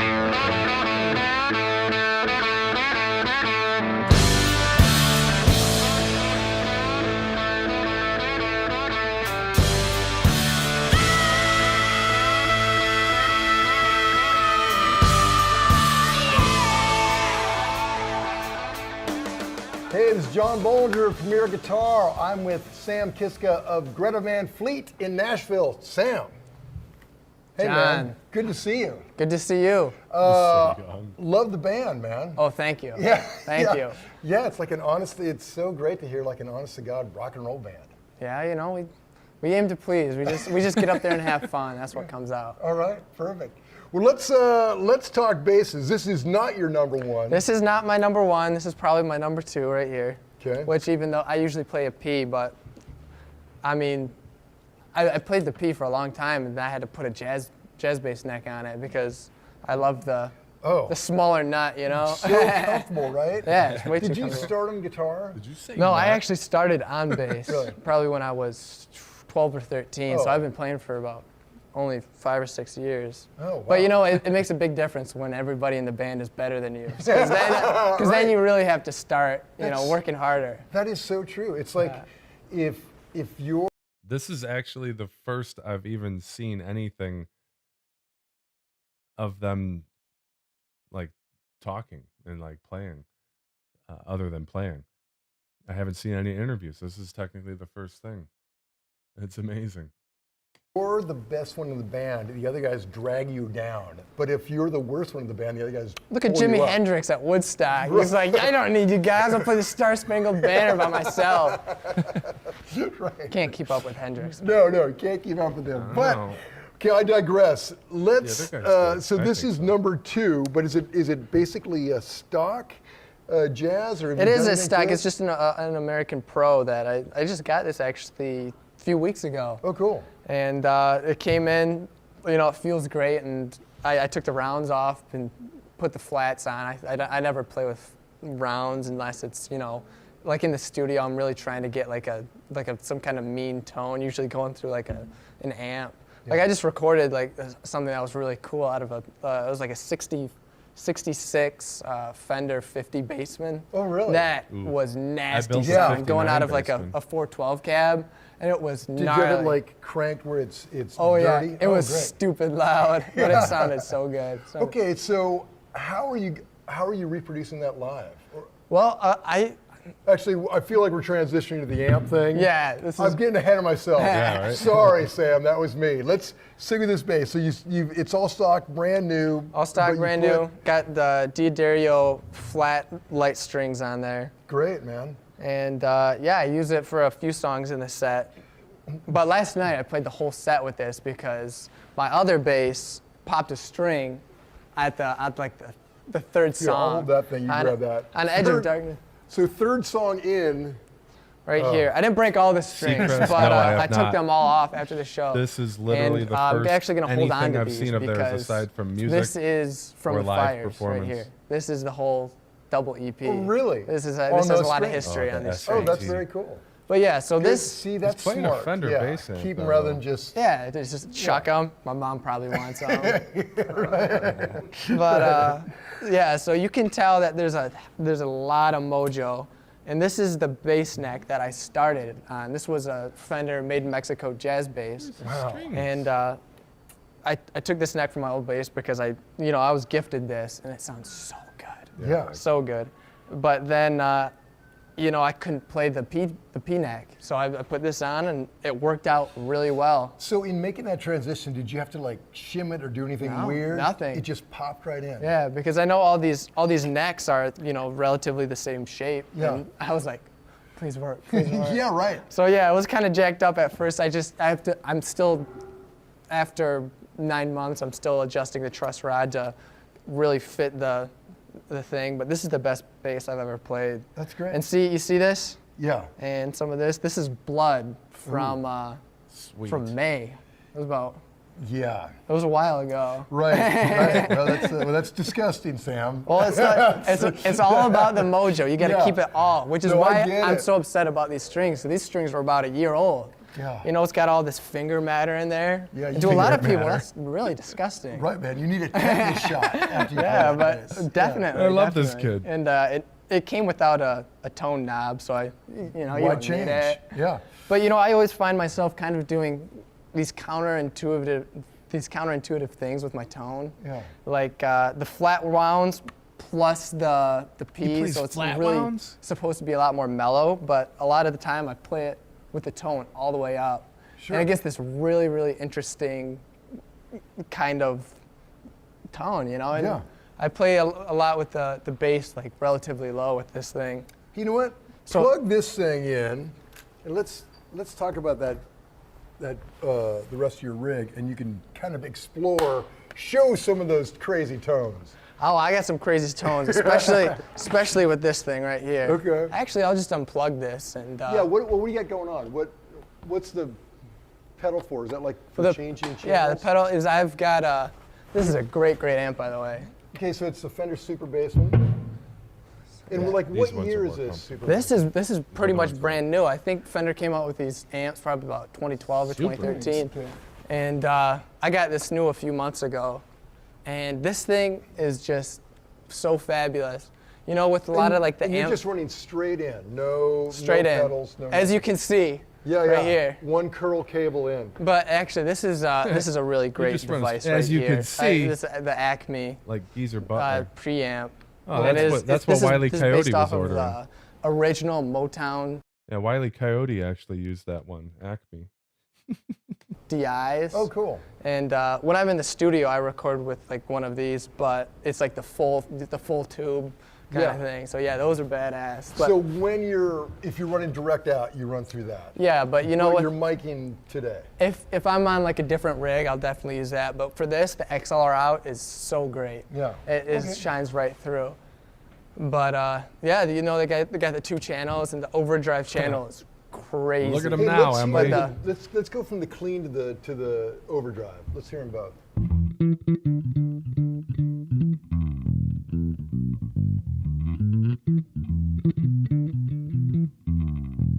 Very clean.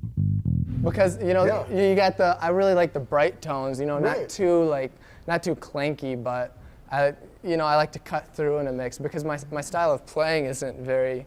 I think a lot of guys kind of just follow chord progressions, on the lower strings, but I find myself not being really entertained by that because I learned from guys like Jack Bruce and John Entwistle, and they're doing crazy shit like running all over the place. know, Right. it's crazy, great So stuff. forget they would John never Paul hit the Jonesy. one. Yeah, I mean, it's yeah. like you wonder, like, do they know what key they're in? Totally, They're just totally. moving the whole time. Yeah, that's cool. But- and man, and I like the fact that even on your clean channel, you've got your bass down and your mids are pumped and your trebles pumped, but it really makes it so much more present. Yeah, because I mean, for bass, it's already bassy, right? Yeah, exactly. So then it Is it me? Look at this guy. Look at the interviewer's profile. Does he not look like a young Steve Martin? Doesn't he?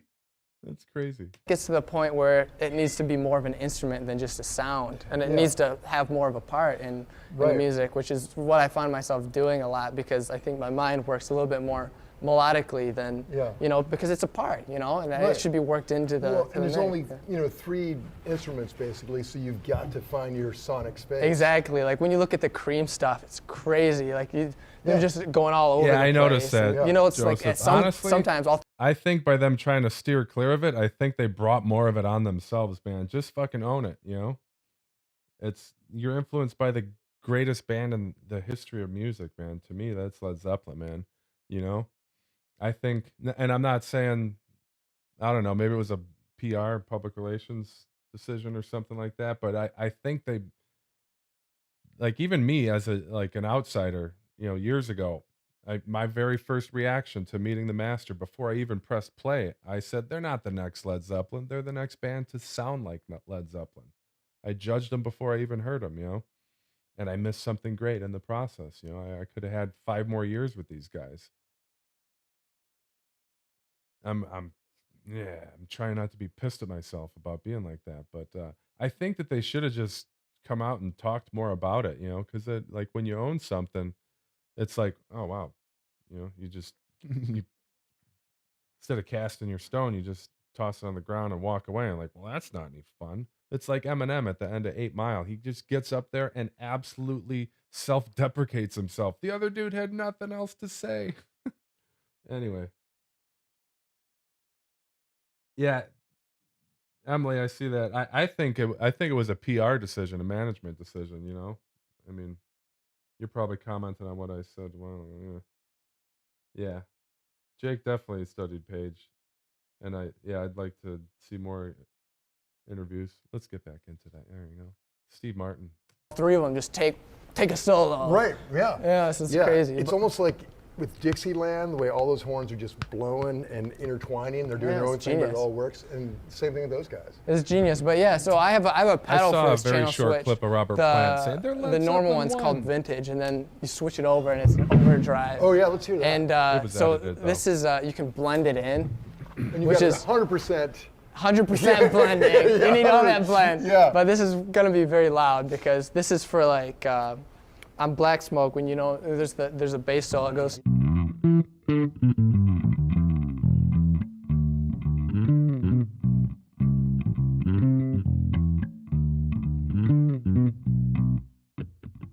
Yeah, but stuff like that. That's great, man. And you know what I love about it? There's some drive in it, but every note's clear. It's not exactly. Like bass fuzz when it just turns into a big kind of fart Fizzy. and you can't distinguish a note. Yeah. You know what? That's badass too. Right? That's badass too. Don't get me wrong. The fart where it just sounds like a big fart. Like. Yep.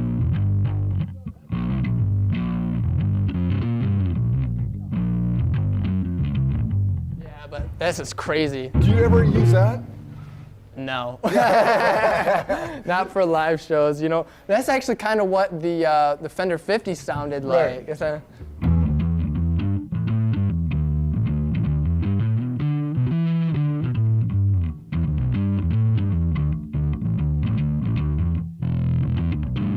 Yeah, I hear the other influences. But yeah, that's some but crazy none more fuzz. than Zeppelin. That's some crazy Rush fuzz, is but I probably really love that. Yeah, probably that's a great, distant man. second. It sounds killer. So that The could rest, be I mean, I easier. just hear them sounding like themselves. Fender man. Just Jazz borrowing or from their P influences. straight Not even into borrowing, that. but just like. And then your cab is that huge. Like I said, man, Ampeg. when you guys hear my You need music, it. you're You gonna need the hear 810 Metallica, because you're gonna there's hear Black I Sabbath. actually you're gonna played. hear This is Pantera. funny. I played through an acoustic 360 rig, Yeah. which is the giant 118 that faces backwards, and they have the amp down here in it, and then they have the head is just a preamp. That thing is absolutely crazy. Vernon White of Earth, Wind & Fire, we Yeah. did a rig run on him, and back in the day, that's what he was running through, the Yeah, big no, acoustic. and like in the late 60s, early 70s, everybody was using that. Yeah. Like I look at all kinds of different footage. Like I saw it with the Jackson 5, you know, Right. Crosby, Stills, Nash & Young. Yeah. They were like the go-to amps at Woodstock. Yeah. So those things are wild, Yeah. but it's hard to get a lot of tone out of them. No, huge, impractical, not Yeah. that loud,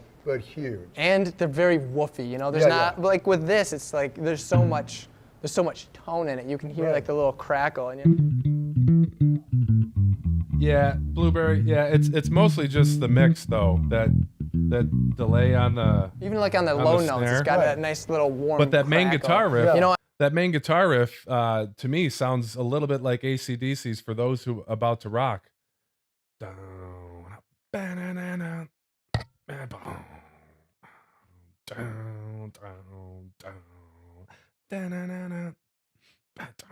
You know what I'm saying? And I learned from guys like, you know, James Jamerson primarily. Right. Which, Yeah, you know, they got dude, man. 3 growing hits up, on it. You know, the first time I There's- picked up a bass, it was my dad's Whereas Bonham Fernandez just had the P bass, the rip-off kind of Japanese thing, which With was, the you know, it's a single great hit. bass. Good bass, yeah. But the first time I picked it up, I wanted to learn. I heard it through the grapevine, you Oh, know, yeah. Right. because that is just such a cool line, man. I didn't even know that was like one of the greatest bass lines of all time. I was Yeah. probably about 12 years old. Yeah. And I kept learning that, you know, like Ain't No Mountain High Enough, you know, Yeah. like all these, the Temptations So, hits. and you like, grew up outside of Detroit, right? Yeah, so Okay, that's so those are your right homeboys. there, right there, yeah, exactly. So it was really wild to start figuring out that all these different bass lines were Joseph, James I Jamerson. bet you Yeah. I will. Yeah, dude was amazing, man. Yeah. Yeah. Okay, very cool. Well, let's talk about your other instrument. Can we segue into that? All right, so when you're not on bass, you're over here. That's right.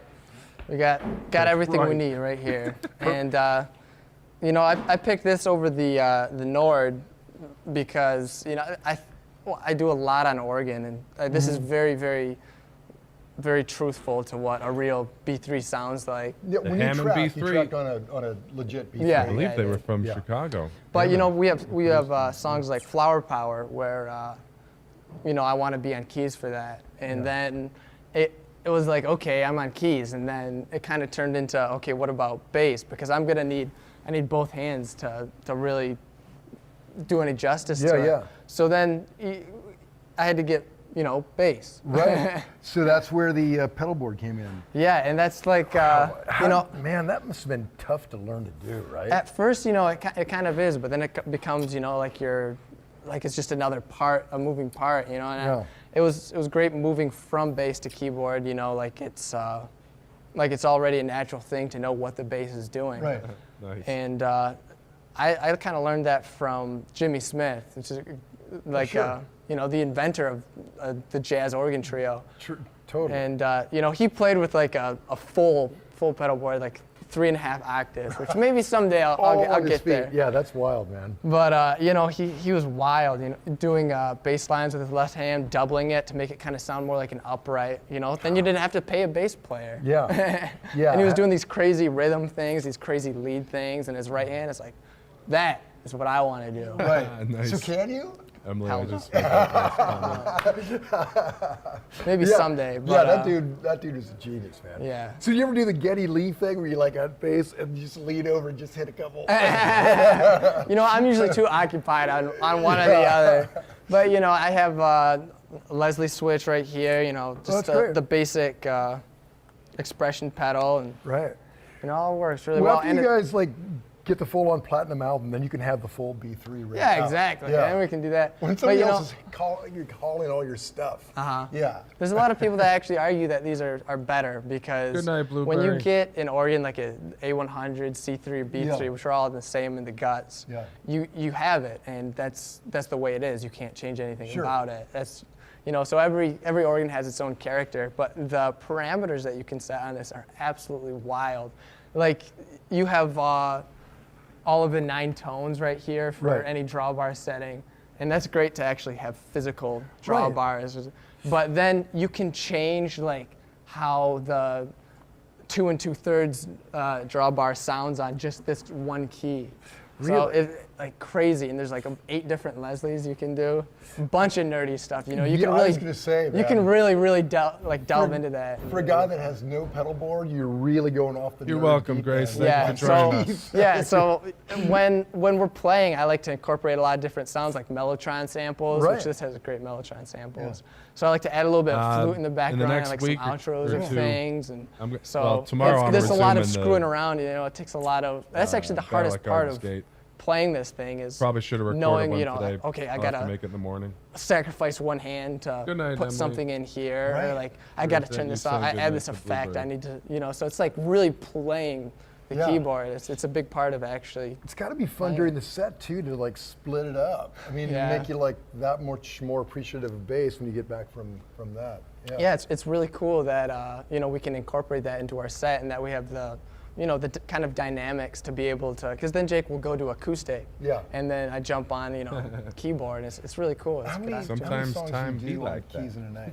2. Okay. 2, yeah. We Perfect. do Flower Power, and we do one that isn't released yet called You're the One. Okay. Which is, you know, more of the ballad type. And yeah, so it's great to be able to kind of take a break Yeah. from bass and then kind of step into the forefront where I can really shape what's going on a lot more. Right. Yeah. Be the polyphonic guy for a minute. Yeah, exactly. Yeah. Like, oh, look, I'm not only the bass player. Yeah, Because when I picked up keys, I was like, bass players don't just play bass. Right.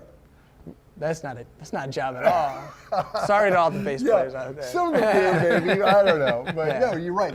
The ones, I think the great so ones do cool. play a lot of instruments. It's just kind of part of it. Yeah, because you look at guys like Jack Bruce and, you know, Oh, man. like multi-instrumentalists, really got into like the Indian classical kind of sitar, you know, which is kind of where he got that thing he does with his fingers, like Yeah. back and forth really quick. That's like, that's how you play. And Yeah.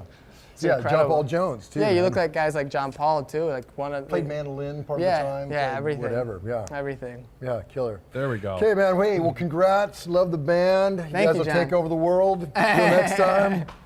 Hey, I'm with Jake Kiska of Greta Van Fleet. Jake, man, good seeing you. Good seeing you. Love your band. Well, thank you, man. Thank you. It's Now, all right. Yeah. Now, this guitar, this is the coolest. Jake was telling me about this guitar beforehand. Coolest rock and roll thing I think I've heard in a long time. Hit it. Well, this happened to me last night, and this is a common thing with this model. It's a 61 Les Paul. Legit 61 Les Paul. The first year of the SG, Les but Paul still with double called the cutaway? Les Paul back Les then. Paul, yeah. And lovely checking on here. But yeah, last night, which is a common thing with this model, either, you know, usually right here in the neck, where the neck joint meets the body, kind of cracks there. But last night, I found out that this whole section had been entirely cracked all the way through the back, and the only thing really hanging on to holding it to the body is this electrical piece right here. So your 61 SG is being held together by duct tape. That's right. Yeah. A little gaff tail Gaff there. tape, yeah. Very rock and roll, man. That is very rock and roll. So other than the gaff tape, it's all stock. Yeah. Yep, So- entirely stock, yeah. God, that's great, man. What a great guitar. Now, did you record the album on this one? I did. I recorded a lot of the songs with this and a lot of the solos. You know, I mean, based on whatever amplifier you kind of go out of, you can get really quite a dynamic amount of tones with this thing. They're amazing. Those PAFs are amazing. It's yeah. an amazing And they only guitar. made those for 2 years as well, 61 and 62. Wow. Yeah. Really? Yeah. But now, do you ever use that side whammy at all on it? I don't. They actually went in and put this up, you know, boarded it. Yeah. Because it threw the tonality off so much. Sure, yeah. But yeah, but when it did work, it's interesting because this whammy is actually set to, you know, go sideways. Yeah. Yeah, it's probably a terrible design, but an amazing, Yeah, right. amazing guitar. That's Feat of great. ingenuity. Folds out of the way Yeah, right. like that. That's pretty right. cool. Yeah, incredible. And so are you working your volume and tone a lot as you play on it? Yeah, It sounds like you're jacking with it all the time. Yeah, depending on what song we're doing, like if we're doing Flower Power, which I do, which is originally an acoustic tune, but you know I wanted to do it electrically. Yeah, I'll we'll throw watch it that down one to next. like a level at 9 here, So cool. and you know put it in between the treble and bass pickup. So I'm using both of them, and I'll kick my boost switch to bring it up. Yeah. You know, and I have my volume down on my amplifier as well. Yeah. So it kind of, you know, when we start and then Yeah, let's- everybody comes in. I can smack that, Right, right. and it brings up the level instantly, and it kind of fights to get up to that, you know. I really tone. see. I gotta hear that. I really see that he's Jake is twins with Josh, right? If I remember correctly. I remember thinking first that Jake and Sammy would be, but that's just because they both have long hair, which doesn't matter about anything at birth. But now I see the profile, and even some vocal, like tonal mannerisms are similar to Josh's in him. Very cool. That man. Come on, can you do it now? Yeah. Yeah. Yeah, let's do it. What do you want to hear? Just anything at all? Yeah, man. Do a little cream. Just play that thing.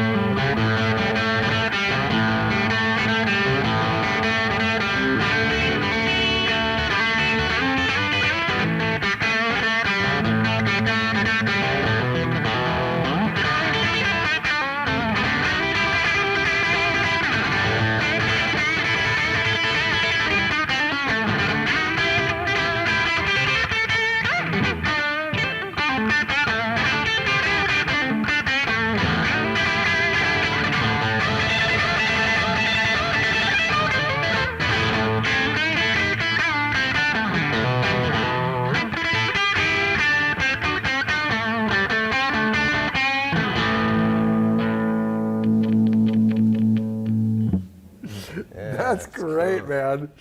Yeah, and loud and proud. And that's basically going Was it straight sloppy, in. wasn't it? No, I love that, man. I love it. That's killer. Not warmed up yet. Yeah. Yeah.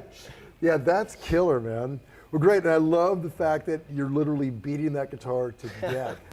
Yeah, poor thing. So that's was clearly made your number for. one. Yes, I use this most often, yeah. So when you're not on that one, what's number two? Well, let's pull it out. That was killer, man. Thank you. I just I haven't warmed up yet. Go. Yeah. Right now I'm using this Okay. quite often for Talk on the Street, one of the at the top of the set. And I just recently got this one from Gibson, I think in LA. And it's a custom shop. It's 2018. Oh, cool. Wow. So, yeah. it Yeah, hasn't been 2018, and here we released are quite yet. in 2017. So that is a very new. Yeah, almost, yeah. It's Yeah. a futuristic. It's a futuristic. We're time travelers. That's great. So stock, all just as the custom shop built it? Yeah, really quite simple, you know, and then these humbuckers. And How does it compare tone-wise to your number one? you know, I'd like it to be a bit more similar in tone to it because of the Sure. transition, but Yeah. I think that it's unique to itself and it sort of has a darker tone to it. Sure. So it's a bit muddier even on the full treble Really? setup. Yeah. It's funny, man. I think those PAFs are, some of them that I've heard and played almost have that kind of Fendery quality because they're not wound very much, and it's like you're not getting all that bottom, and they have a lot more presence than you'd Yeah. expect. Yeah. You know? Yeah, definitely. I agree. Yeah, it's kind of twangy. Yeah, yeah, yeah. Like some like old '50s Les Pauls. I so love like a my big PAF. belly, you know? Yeah. Yeah. Yeah, kind of like a fatter version of it. Yeah, yeah. Yeah. Well, that's cool, man. So yeah, this one's pretty straightforward, and I use a capo. I don't like to use capos because I can just transpose something. Yeah. But you know, to make it easier, this is where Josh is kind of singing at. Yeah. So that's kind of how the song was written, and that's why I've, played Talk on the Street with this capo on the Yeah. third. Cool. And then what strings do you run? I'm using D'Addario 10 gauge. Okay. And I use 12 gauge for Me too. the most part of my life. Wow. Yeah, Wow. I think it was In standard? Yeah, up until like last year. Yeah, about last year that I switched to 10s because when I got that Les Paul, it was I had 10s on it. I'm like, it was way easier to play, and it kind of gives me Yeah. yeah. Duh. yeah. And I was like, it gave me the dynamic Yeah. to do a lot more. I was like playing stuff I didn't know I could play. I'm like, all right, well I should probably take it down a bit. Yeah. Tens Yeah, are- it's like playing guitar is Yeah, hard 12s enough, are man. tough. Yeah. Yeah. Yeah. Stevie Ray Okay, Vaughan that's played great. with Okay, so 13s, I think. what's your next go-to? Well, This is an interesting one. Yeah, that's too It's cool. called a Cootercaster, so it's kind of like built from a fender body. Yeah. And these are actually lap steel pickups. Oh, how great. wow. So who did this? My producer actually had this made, and I asked him if I could borrow it and take it on tour. Yeah, but there's a song that will probably be released on the first album out that uses this guitar, and I use this for slide work. Oh, cool. Yeah, and so. So it started its life as a Strat. Yeah. And then removed that one, went with a single tone and volume, and then those two lap steel pickups. That's great. You know what? And I kind of like that too. Just two controls. That's really all you need. Yeah, I mean just volume and tone. Yeah, having two tone controls on a Strat has always seemed so weird to me. That's like a better idea. Yeah. Yeah. And this one's a bit challenging to play too, even with the slide. Yeah, because it's like just to try to get it. It has to be pretty spot on for it to not sound sloppy. I'd like to see that video, Seacrest. That's great. But Okay. yeah, it's a good challenge. Yeah, very cool. Yeah, man, let's hear this thing. All right. Yeah, particularly you're saying it's a challenge to play, so now I really want to hear it. Yeah.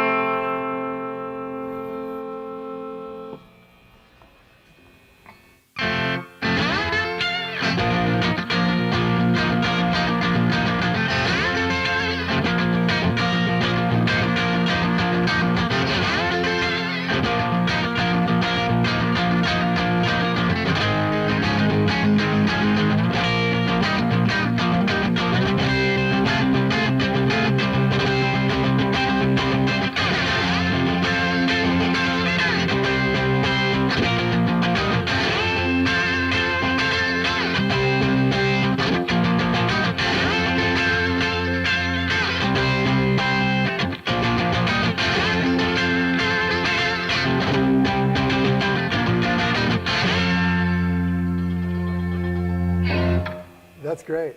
Yeah, and you mean. Yeah, totally fun. microphonic. Yeah, those are the best. Yeah. Yeah, that's great. So it gets to use the necklaces on it. Right. You know what I dig about it too? It's like the tone, those old rock and roll tones, songs from the 60s, and they're not that dirty. Right. I mean, they're like, that's like as dirty as they ever get. Yeah, and I think, I like that about it because it's like, it's be really easy for someone to just crank a bunch of distortion and kind of get anything muddy out of it. Yeah. But to, have sort of a clean element sort of makes it a bit more truthful to, like certain Page songs. with those Dan Electros. Yeah. There was no getting that. I mean, he could not get them dirtier than that. But it's Right. Hey, does that slide just like a chunk of copper? It is. My dad made this for me. Yeah, just a piece of copper that I use. Yeah, It's like it looks like plumbing. Yeah, copper. it really is like plumbing wire. But yeah, like it's something like early Stones tones. Too. Totally. I mean, this is very like a lot of Keith Richards. Sort of stuff that's going on. That's great, man. Well, hey, let's talk about this amp while we're talking about the next Yeah. ingredient. So, this cabinet, is it a kind of a 70s era? Yes. This Marshall cabinet is, I think it's between 73 and 75. Yeah, cool. Stock speakers, you think? Stock or? speakers, 4 stock speakers. Also lent from our producer in Detroit. Well, so this is good guy. Yeah, Right. yeah. Cool. And what amp are you using? So yeah, this is a Marshall Astoria, and it's a more contemporary amplifier. So it's actually made. It's like newer, I think within the last year. And this specific model was made for the Chicago Music Exchange. Oh, really? Yeah. Okay, So that's cool. like one of the only distributors of this particular one, and that's who I got it through, the CEO of that. Oh, cool. And I believe that there are like 25 of these that have been made, and I own 3 of them. Oh, really? Yeah. Wow. Yeah, and it's really cool. It's all hand wired in England. It's all done over there, very Marshall style. Yeah. And it's got just one 12 in here. And you're miking the 12 and then miking the cabinet Right, too. and I'm running it through that Marshall cabinet. Great. So it's, So you're a 512. Yeah. Yeah. Yeah, exactly. Yeah, that's 512's coming right at you. Yeah. That's great. So when you also have like an acoustic element to your music. So Yes. what acoustic rig are you traveling with? Well, we've got a J45. Oh, standard of the industry. Yep, that's right. And this one's actually a limited edition that they make in Montana. Right, my home state. Really? Yeah, All true. right, man. Yeah, that's great, man. What a pretty sunburst, too. Yeah. Yeah. So, do you know what kind of pickup is in it? I don't know. Whatever Considering as a fisherman. Oh yeah, I'm whatever assuming. it came with from the factory. Yeah, it's all still stock. And you're just running straight into, is it Visti right here? Yep. Yeah, you can pull it up. Yeah. Yeah, your brother was talking about that. Yeah, this one was made, is actually a product of Al Sutton of Rust Belt Studios and Acme Audio. Your home state. Our home state, yeah. Right in Michigan. So yeah, it's a cool. It's a pretty badass. It looks like an old Russian military grade something. Yeah. That's cool. So just you run straight in there, no effects. Right, yeah, right through the board. Yeah. And yeah, we use this for "You're the One," the song "You're the One" in this set. Yeah. So yeah. Very cool.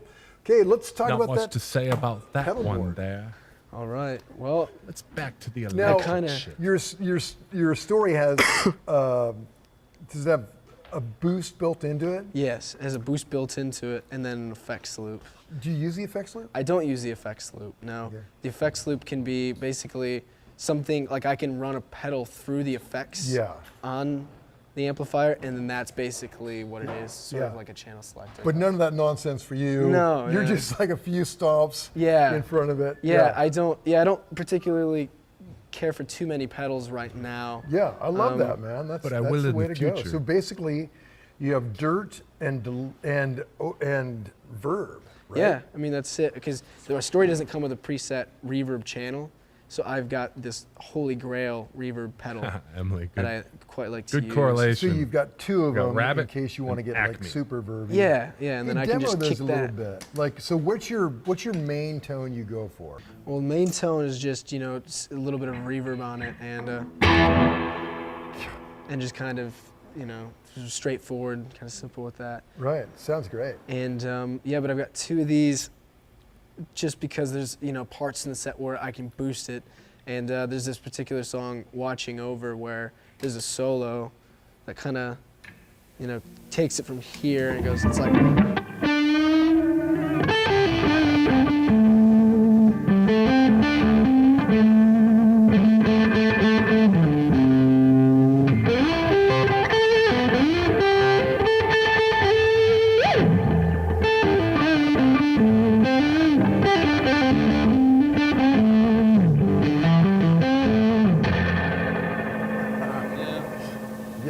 So it's gonna, so that's that's fun to do. Yeah, right. And kind of play around with it. Yeah, that's always fun. Yeah. And that's why that 61 SG is broken, because you're yeah.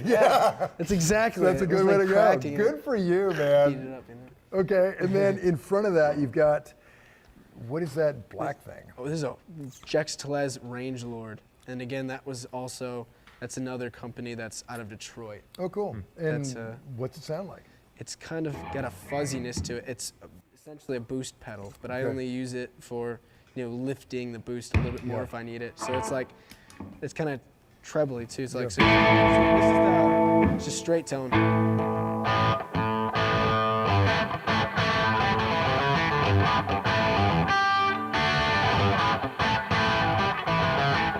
But to get the even if I want to boost a little bit of the treble, I can do kind of like.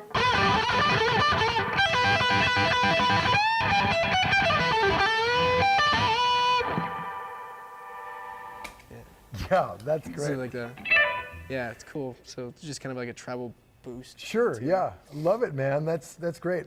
What I love about it is you never lose the characteristics of just this PAF that guitar through a Marshall. It sounds like that. Yeah. Yeah, sounds great, man. And you play great. And then you've got the standard of the industry Korg TU3. Great. Voodoo Labs powering it. Yep. Yeah.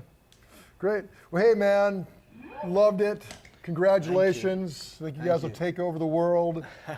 Peace. Cheers. Till next time. Don't forget to sign up. I'm actually in an issue of Premier Guitar. I think it was 2009. I was taking classes at the Chicago School of Guitar Making, where I learned to build vacuum tube amplifiers. I built about 15 of them so far. Fender Bassman, Marshall A-Team Water, Fender Tweed, Fender Champ, Marshall JCM 800, and a couple repeats of those, and I ended up selling them all. I wish I still had them. But anyway, Premier Guitar was there one weekend. I built 3 amps that weekend. Everybody else built 1. But it wasn't my first time, and I have a degree in electronics engineering, so I've been building shit for many decades, several decades. So yeah, there's a couple of photos, and I'm in the background. It's one of my 15 seconds of fame. Let's do a more recent one. That's 5 months ago. You want to see 5 months ago? Ooh. How long is that one? Let's go with this one. Ooh, that one's 40 minutes. Ooh. I think I'll watch the shorter one now. I gotta eat. Where'd it go? Well, let's talk a little bit about your amps. What do you? Yeah. Now back here we see the Marshall and the Selmer. Yep. But there's a lot more going on backstage. There is. So it's an interesting configuration. These are mainly for ambient stage sound, so that they can get sort of more of a wide sort of sonic sound on stage, and it goes out nicely.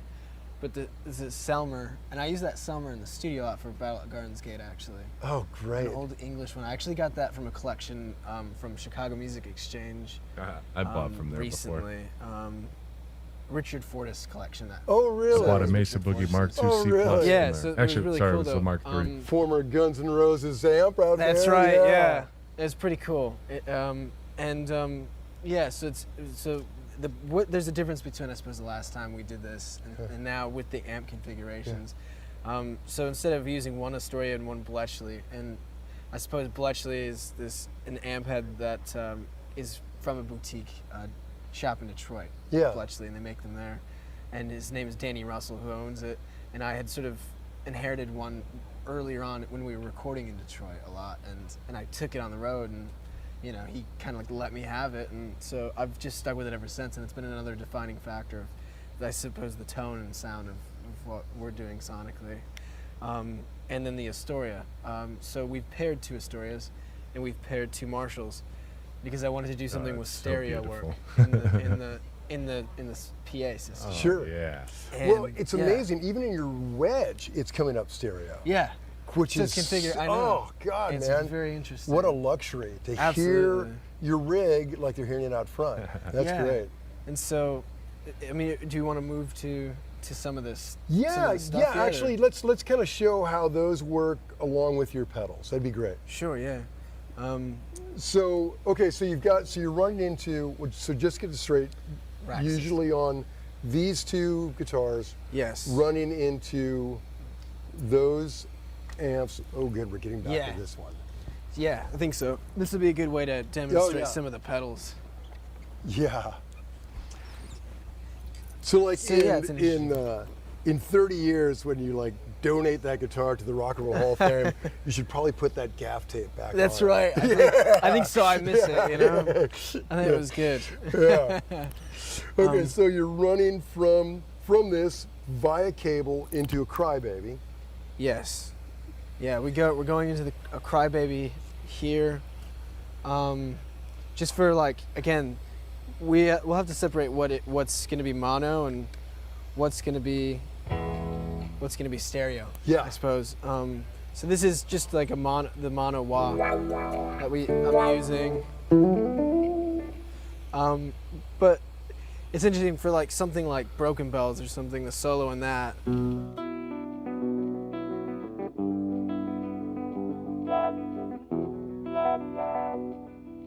So be, you know, kind of starting here with that solo section. It's in C. So. And then here we can, because the solo is we stereoed it in the studio. So to be able to have that effect, this wah pedal, this Dunlop, is actually a stereo wah. So it moves the guitar signal from left to right as it's decompressed and How compressed. cool. So you can hear it. I'm not sure it'll translate, but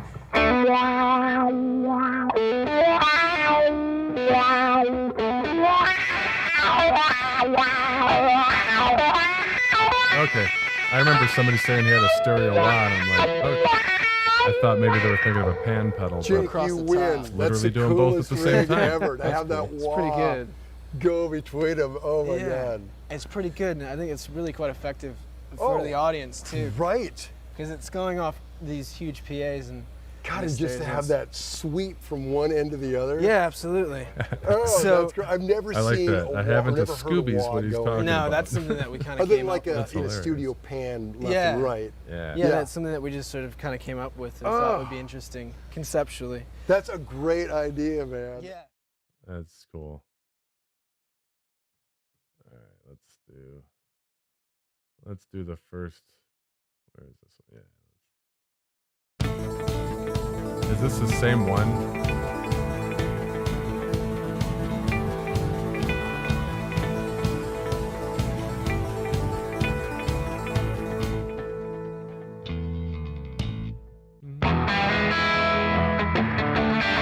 Okay, that's the same one, huh?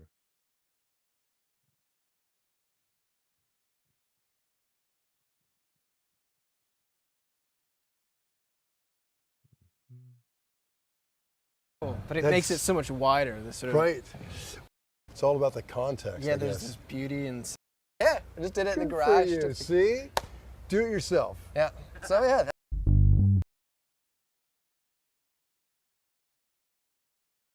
Just putting the metal on metal. You're right. Contact. It's interesting. Yeah. Okay, so now we're with Sam, and he's playing the exact same bass.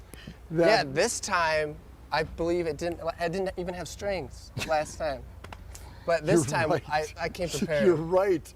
You're right. Your number one didn't even have. I didn't play anything. No, that was a rundown. Yeah, it didn't even have strings. You've come a long way. That Grammy's really been good to you. You've got strings on your bass. So talk about this thing. Well, I mean, this is my lovely lady. This is my tried and true kind of. This is my rock. There's so many different elements. There's so many different variables. I will be right back. In music production and writing music and everything.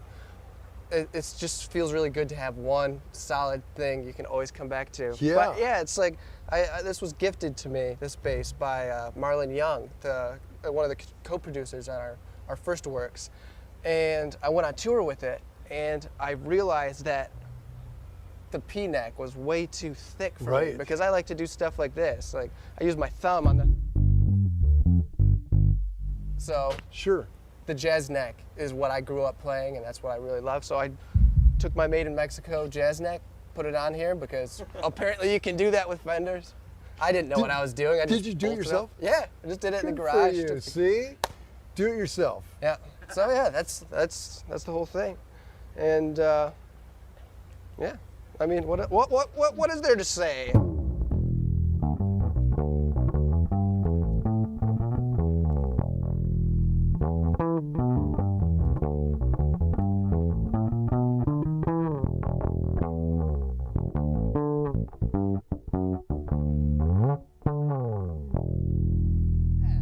It's got the growl when it wants to growl, and she plays real nice when I'm kind of under the radar, when kind of a cleaner tone, kind of more of a Motown tone. I grew up playing a lot of Motown music because to me that was just the best bass playing that there really was. Right. Well, and that was your hometown, right? Exactly. Since we grew up near Detroit, I mean that's all my parents had, and all my aunt's records and father's records, my mother's records. And so that's the bass tone I kind of always stuck to, and that was always kind of my high echelon of understanding what bass does and why. So yeah, it cleans up really well once I roll this tone down. And yeah, it really blends with the bass drum. It sits under, but once I want to, I could do something like this.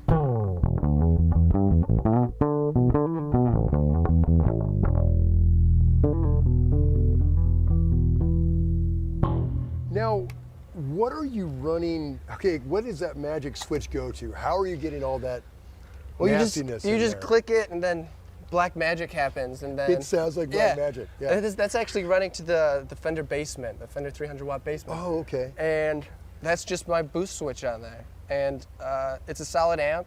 It's a modern amp, and when we're on the road, there's any number of things that can go wrong with these old tube amps. So it feels good to have that reliability of that and options like that with with an amp like that. And these are brand new pedals, the Mini Vent 2 and this Tender Octaver. Oh, let's hear this very, stuff, very tender. whatever it is. So these work in conjunction, and it only happens one time in the show, and that's for Caravel. Okay. And the effect that we got in the studio was using an octaver, one octave up with the bass, and running it through a Leslie, like you see over there. Yeah. And that's what we did on the record. So I only use this in Caravel for the riff section, and it sounds a little something like this. Like that, that's what right.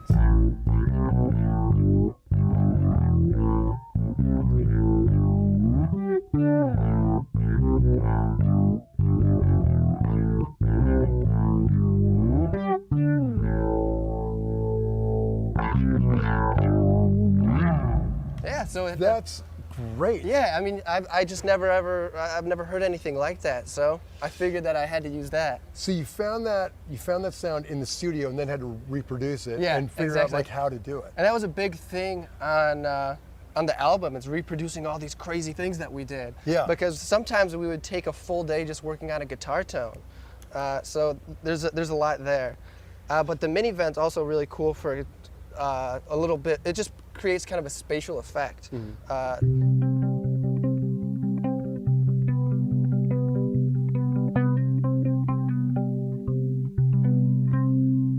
that. Yeah, beautiful. So it creates a really cool thing. Really cool. And you're playing flat wounds on all your. Yes. Yeah. Yeah, I use medium flat wounds.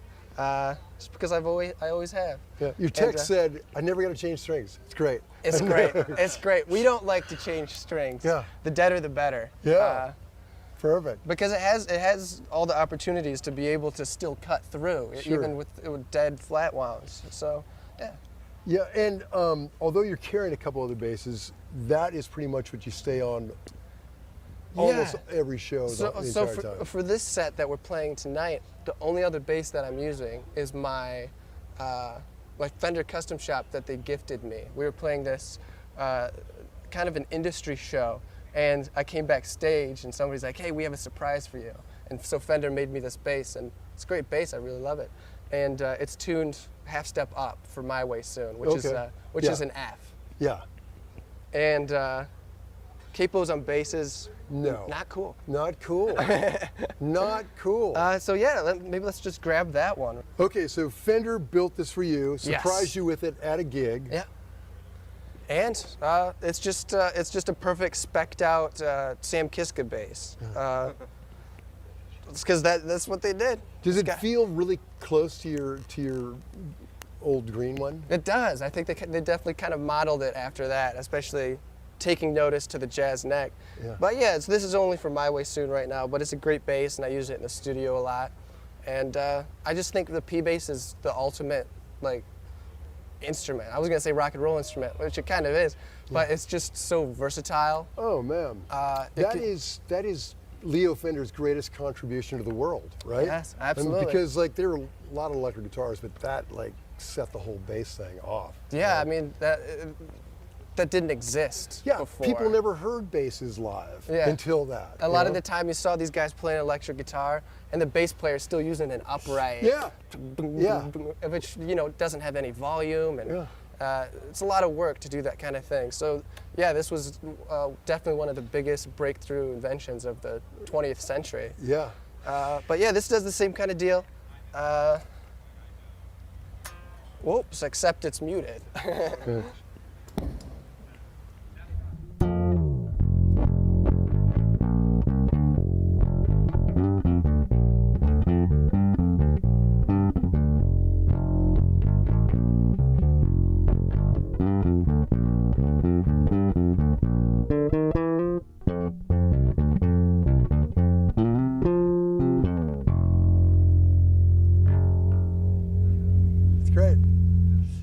does have that Motown James Jamerson kind of thing. That's does, great, man. it does. Okay, so amp-wise, what do you run? You've got these 3 cabs here, and then you've got Backstage. What's all back there?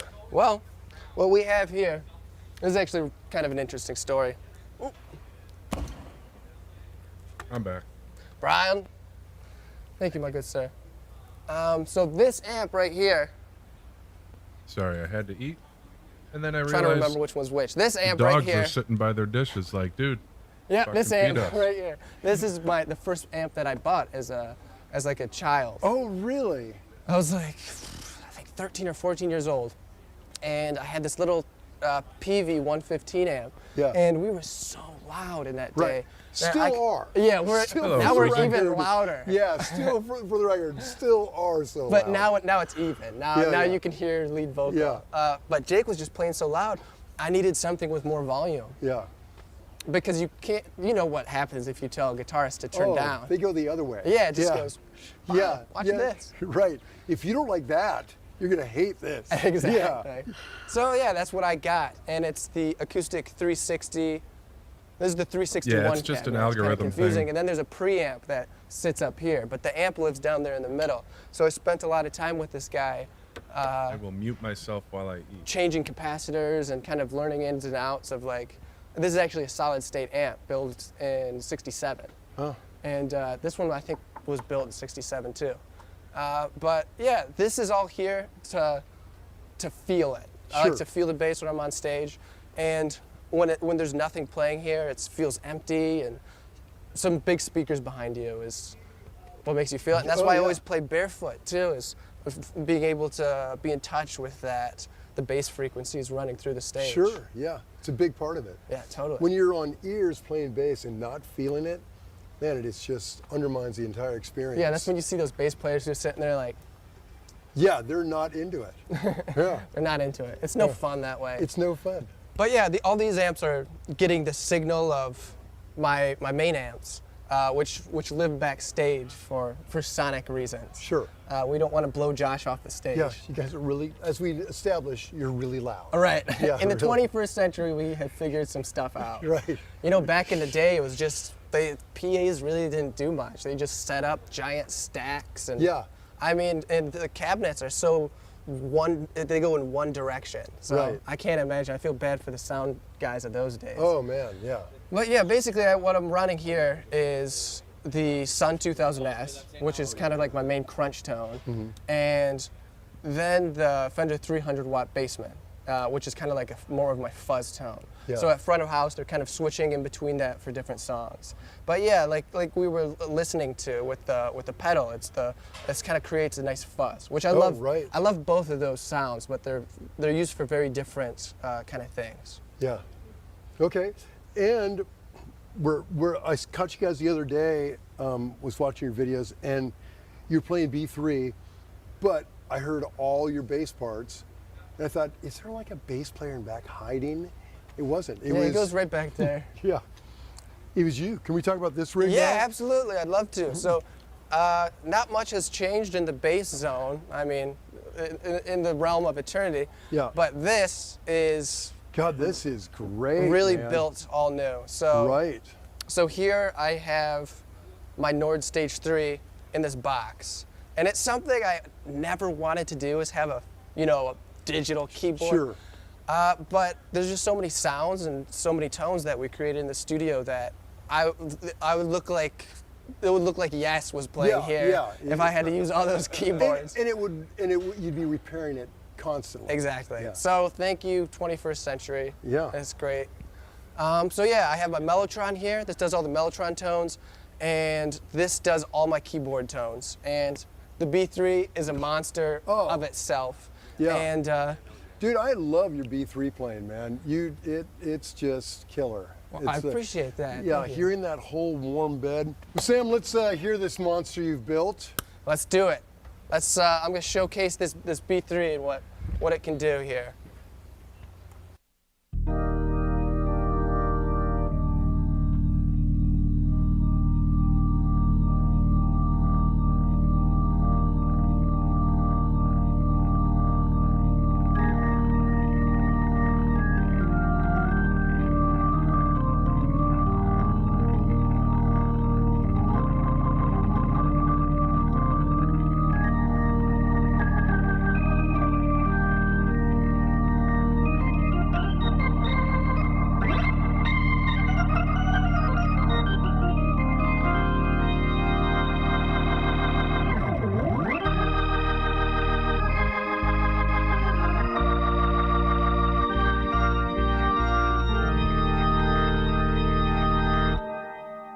something like that. Dude, when you were taking it to church like that, man. That's great. I mean, I grew up really loving all the gospel organ players, and like that's the best. And kind of like Jimmy Smith, which did this kind of thing. Oh, where's my bass? Kind of like this.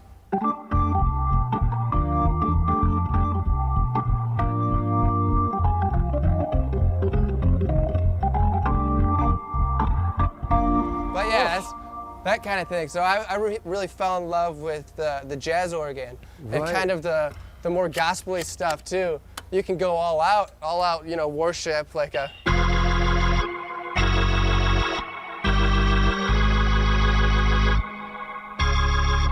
But yeah, I just fell in love with that sound because who wouldn't? You're right. And you're nailing it. Man, one of the greatest pleasures in the world is to stand behind a Leslie in full flight. That's almost game show. Isn't that great? And just see it, switch on the fast. Yeah. Yeah, there's no, I don't think that will ever be emulated with digital whatever. I think it's got to have stuff spinning around. It's it's the actual physics of this sound hitting a microphone and creating something so real like that. Yeah, the Doppler effect, I guess. But I mean, it's tried and true. This one's from like the 40s. Is it really? This cabinet's a BV cabinet. A guy named his name's John Doyle from the. You guys know what the Doppler effect is? So when the distance between your ears and a sound source increases, like the ice cream man, your perceived pitch of the note decreases. And if it gets closer, it increases. So when you have a Leslie speaker, like a Hammond B3 has, it's a speaker on a pole with a motor attached to it, and it spins around. And there's a microphone in one spot, and the musician can accelerate or decelerate the speed of the speaker. So when that happens, that's called the Doppler effect. Detroit built it for me, and he's just a mad B3 genius, and he took the guts of an A100 organ, which is identical to a B3, but a lot of people kind of say they sound better. I can get real nerdy when it comes into the organ world, so I won't explain everything, but it's kind of pieced together, kind of picking the very best components, so that's what we landed with. And then, once again, this does kind of everything else, and so we kind of page through here. I have all the presets, which makes life just a little bit easier. What's up, Dazzy? But Thank you for joining Barbarians, for example, it kind of starts off on the B3 or on the Mellotron.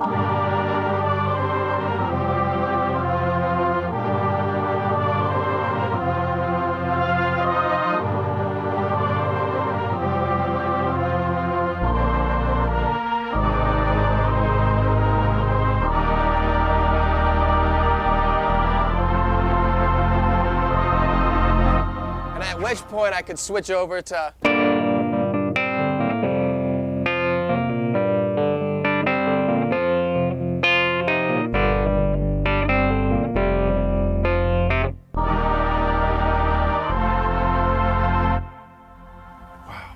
awesome. But it's having all this here just is so powerful, being that one person can use 3 or 4 different things at once. And that's kind of what I trained myself to do, because we never had anybody else to play the other parts. Yeah, I love that. And I love that you're covering all that low end with your feet. Yeah.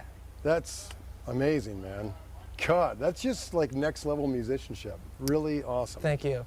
I just love the big sub bass kind of notes. Okay, so do you ever use both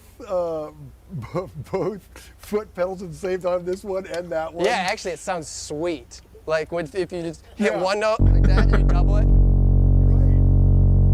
I figured you'd have to try. Right, exactly. But for like Age of Man, I switch over to B3 halfway through.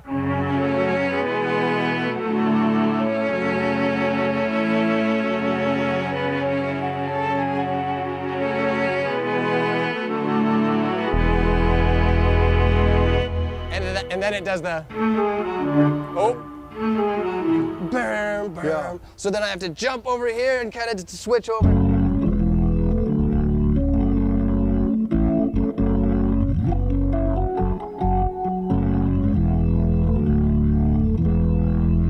So yeah, and that's just the dexterity of these instruments is amazing because I can kind of tell a sonic story. I can paint like a picture for everything else that's going on in the band. So I think that's the greatest advantage of using the keyboard world. Oh, right. Well, and now it seems like you're spending a good deal of your time here on the show. Yeah, I mean, it's probably almost about even now. Yeah.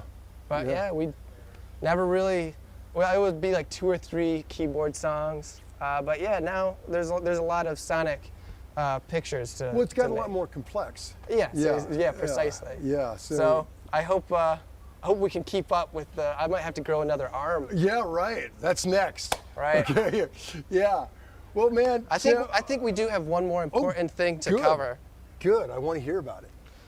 No, you don't. But you're gonna hear about it anyway. The people have to know. The people need to know. We might have to reset up the because it's about my little desk back here.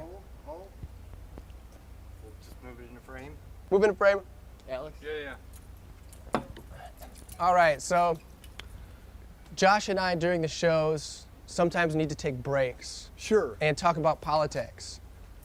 So what I have behind my bass amps is just a simple work area to drink and talk about what's going on in the world.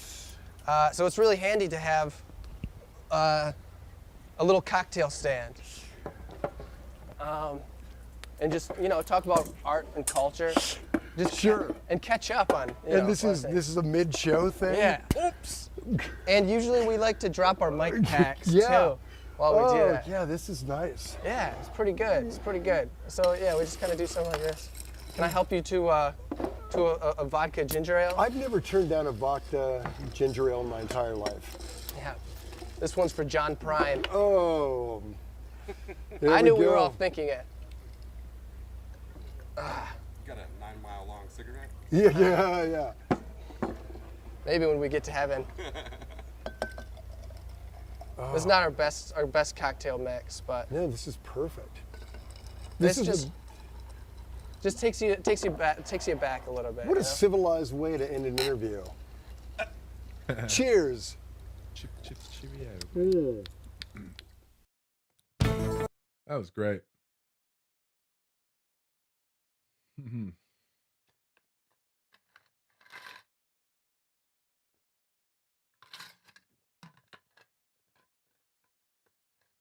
All right, maybe one more. Then I think, wow, it's been almost 4 hours. Wow. We have more people now than when we started. That's great. Or you guys have no lives, just like me. All right, what else? Let's finish with another live something. What's something good? Something exceptional. As long as it's not on Greta's actual channel, because I don't want to freaking strike.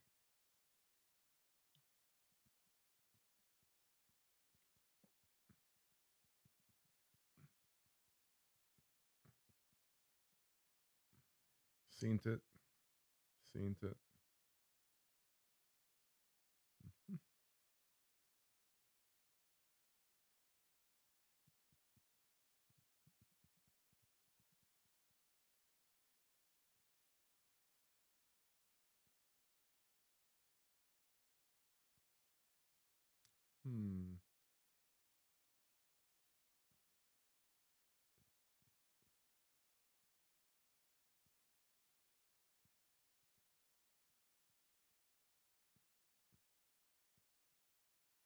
Let's do Way to Dreams. I haven't seen that live. Yeah, let's do this. We'll finish with a nice 22-minute one.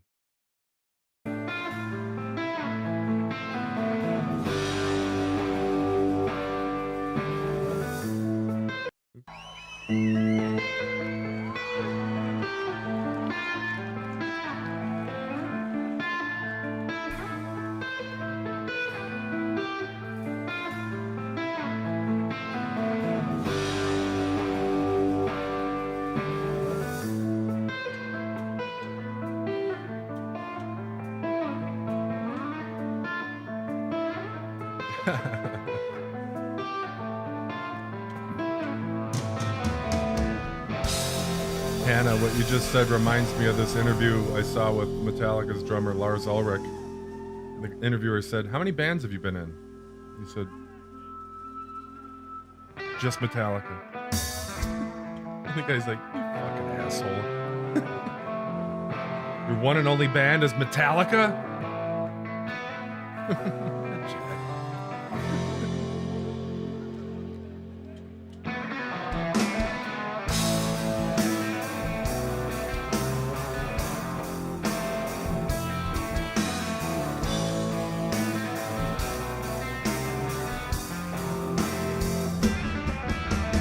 All across the West we traveled, weary far. Find the way to dreams and go. Heaven sent us here to meet that shore. Yeah, they're getting some facial hair Claim the now. worth that we sold.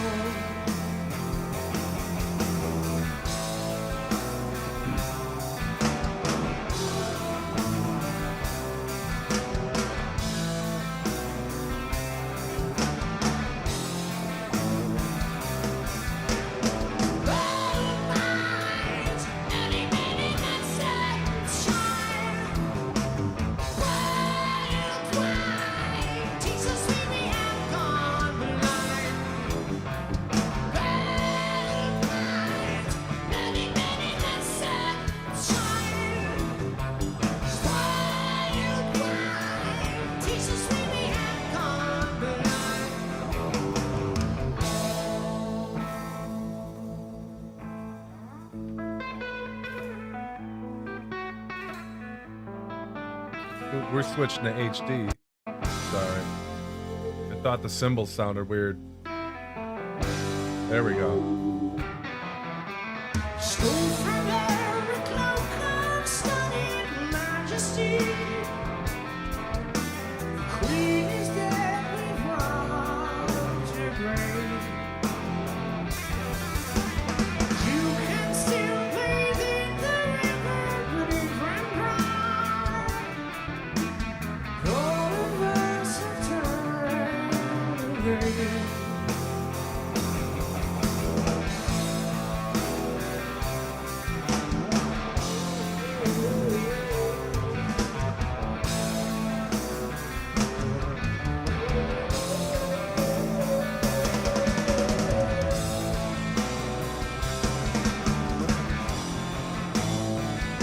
Smoking's bad for you. Put that cigarette out, young lady.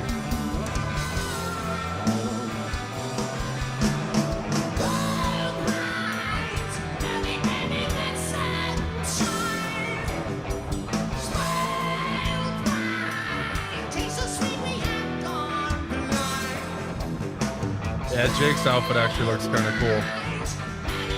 Josh, not so much. Sammy's cool too. Can't go wrong. Shirtless.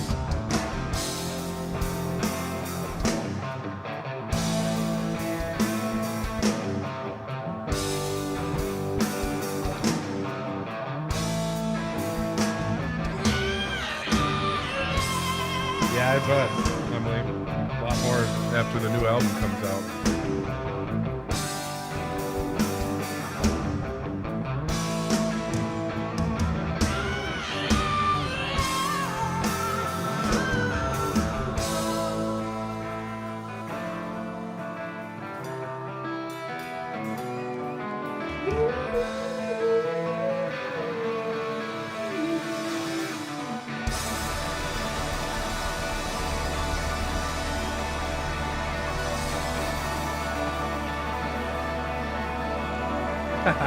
Sacred threads.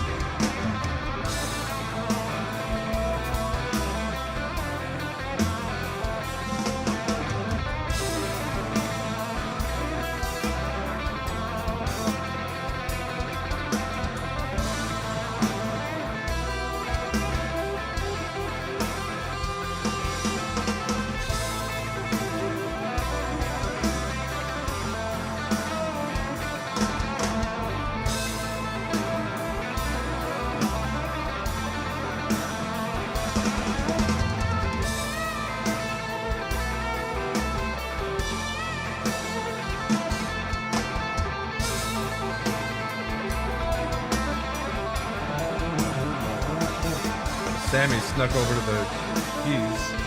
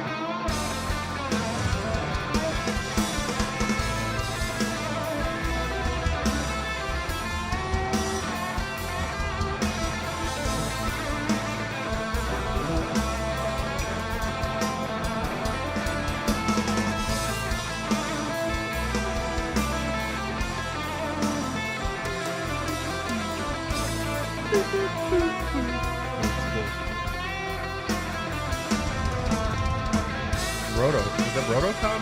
Yeah.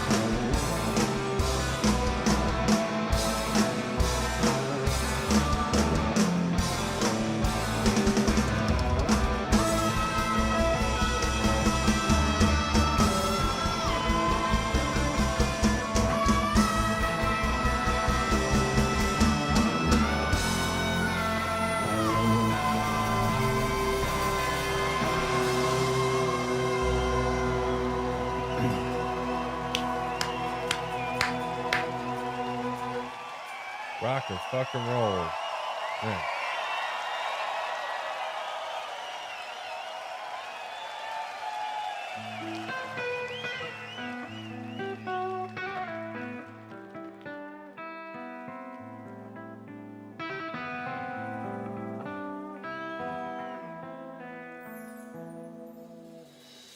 That's awesome, Mary.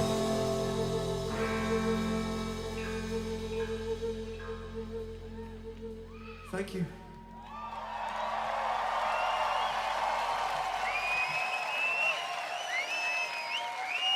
Dude.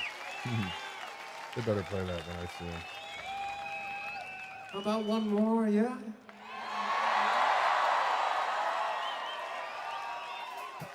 Hot damn, all right.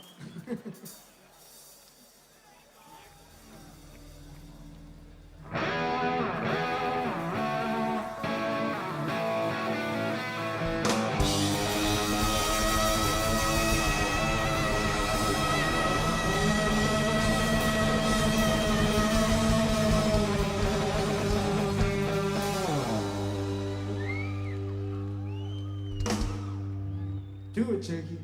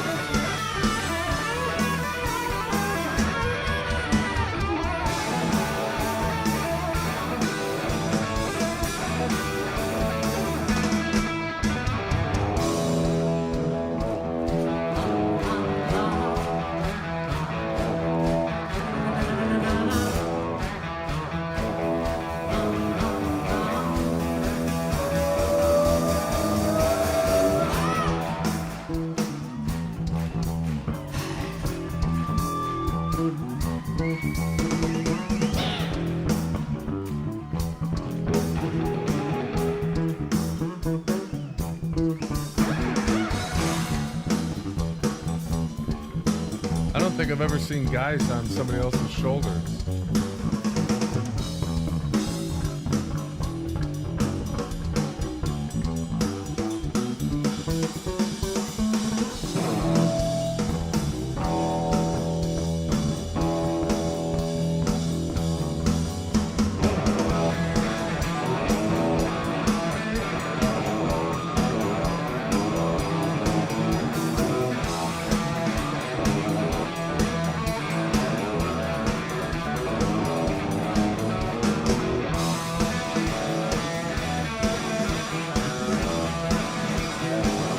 Thank you for joining,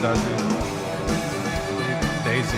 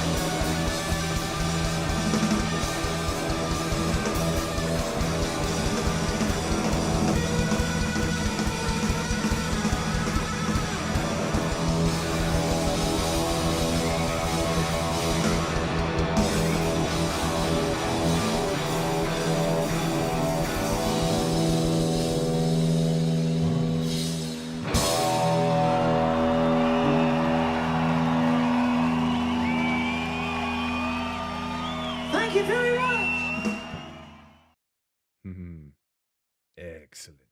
Excellent. All right. I think we will leave it until next time. Thank you, everyone, for joining me, for joining us. This was fantastic. I can't believe it's been 2 hours and 16 minutes. My butt feels like it, though. My fucking ass hurts.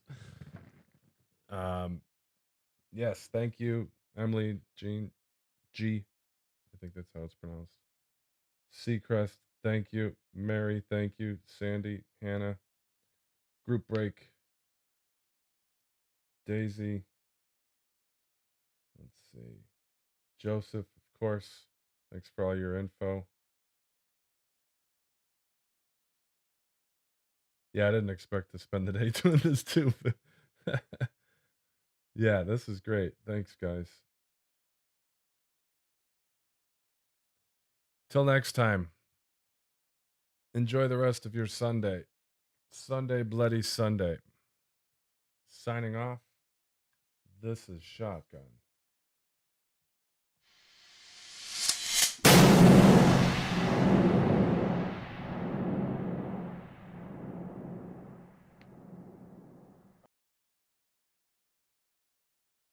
Maybe twice a month, yeah? On weekends that I don't have my kids.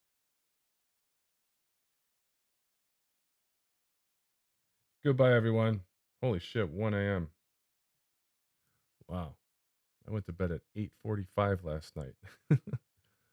All right, thanks a lot, everyone. Goodbye.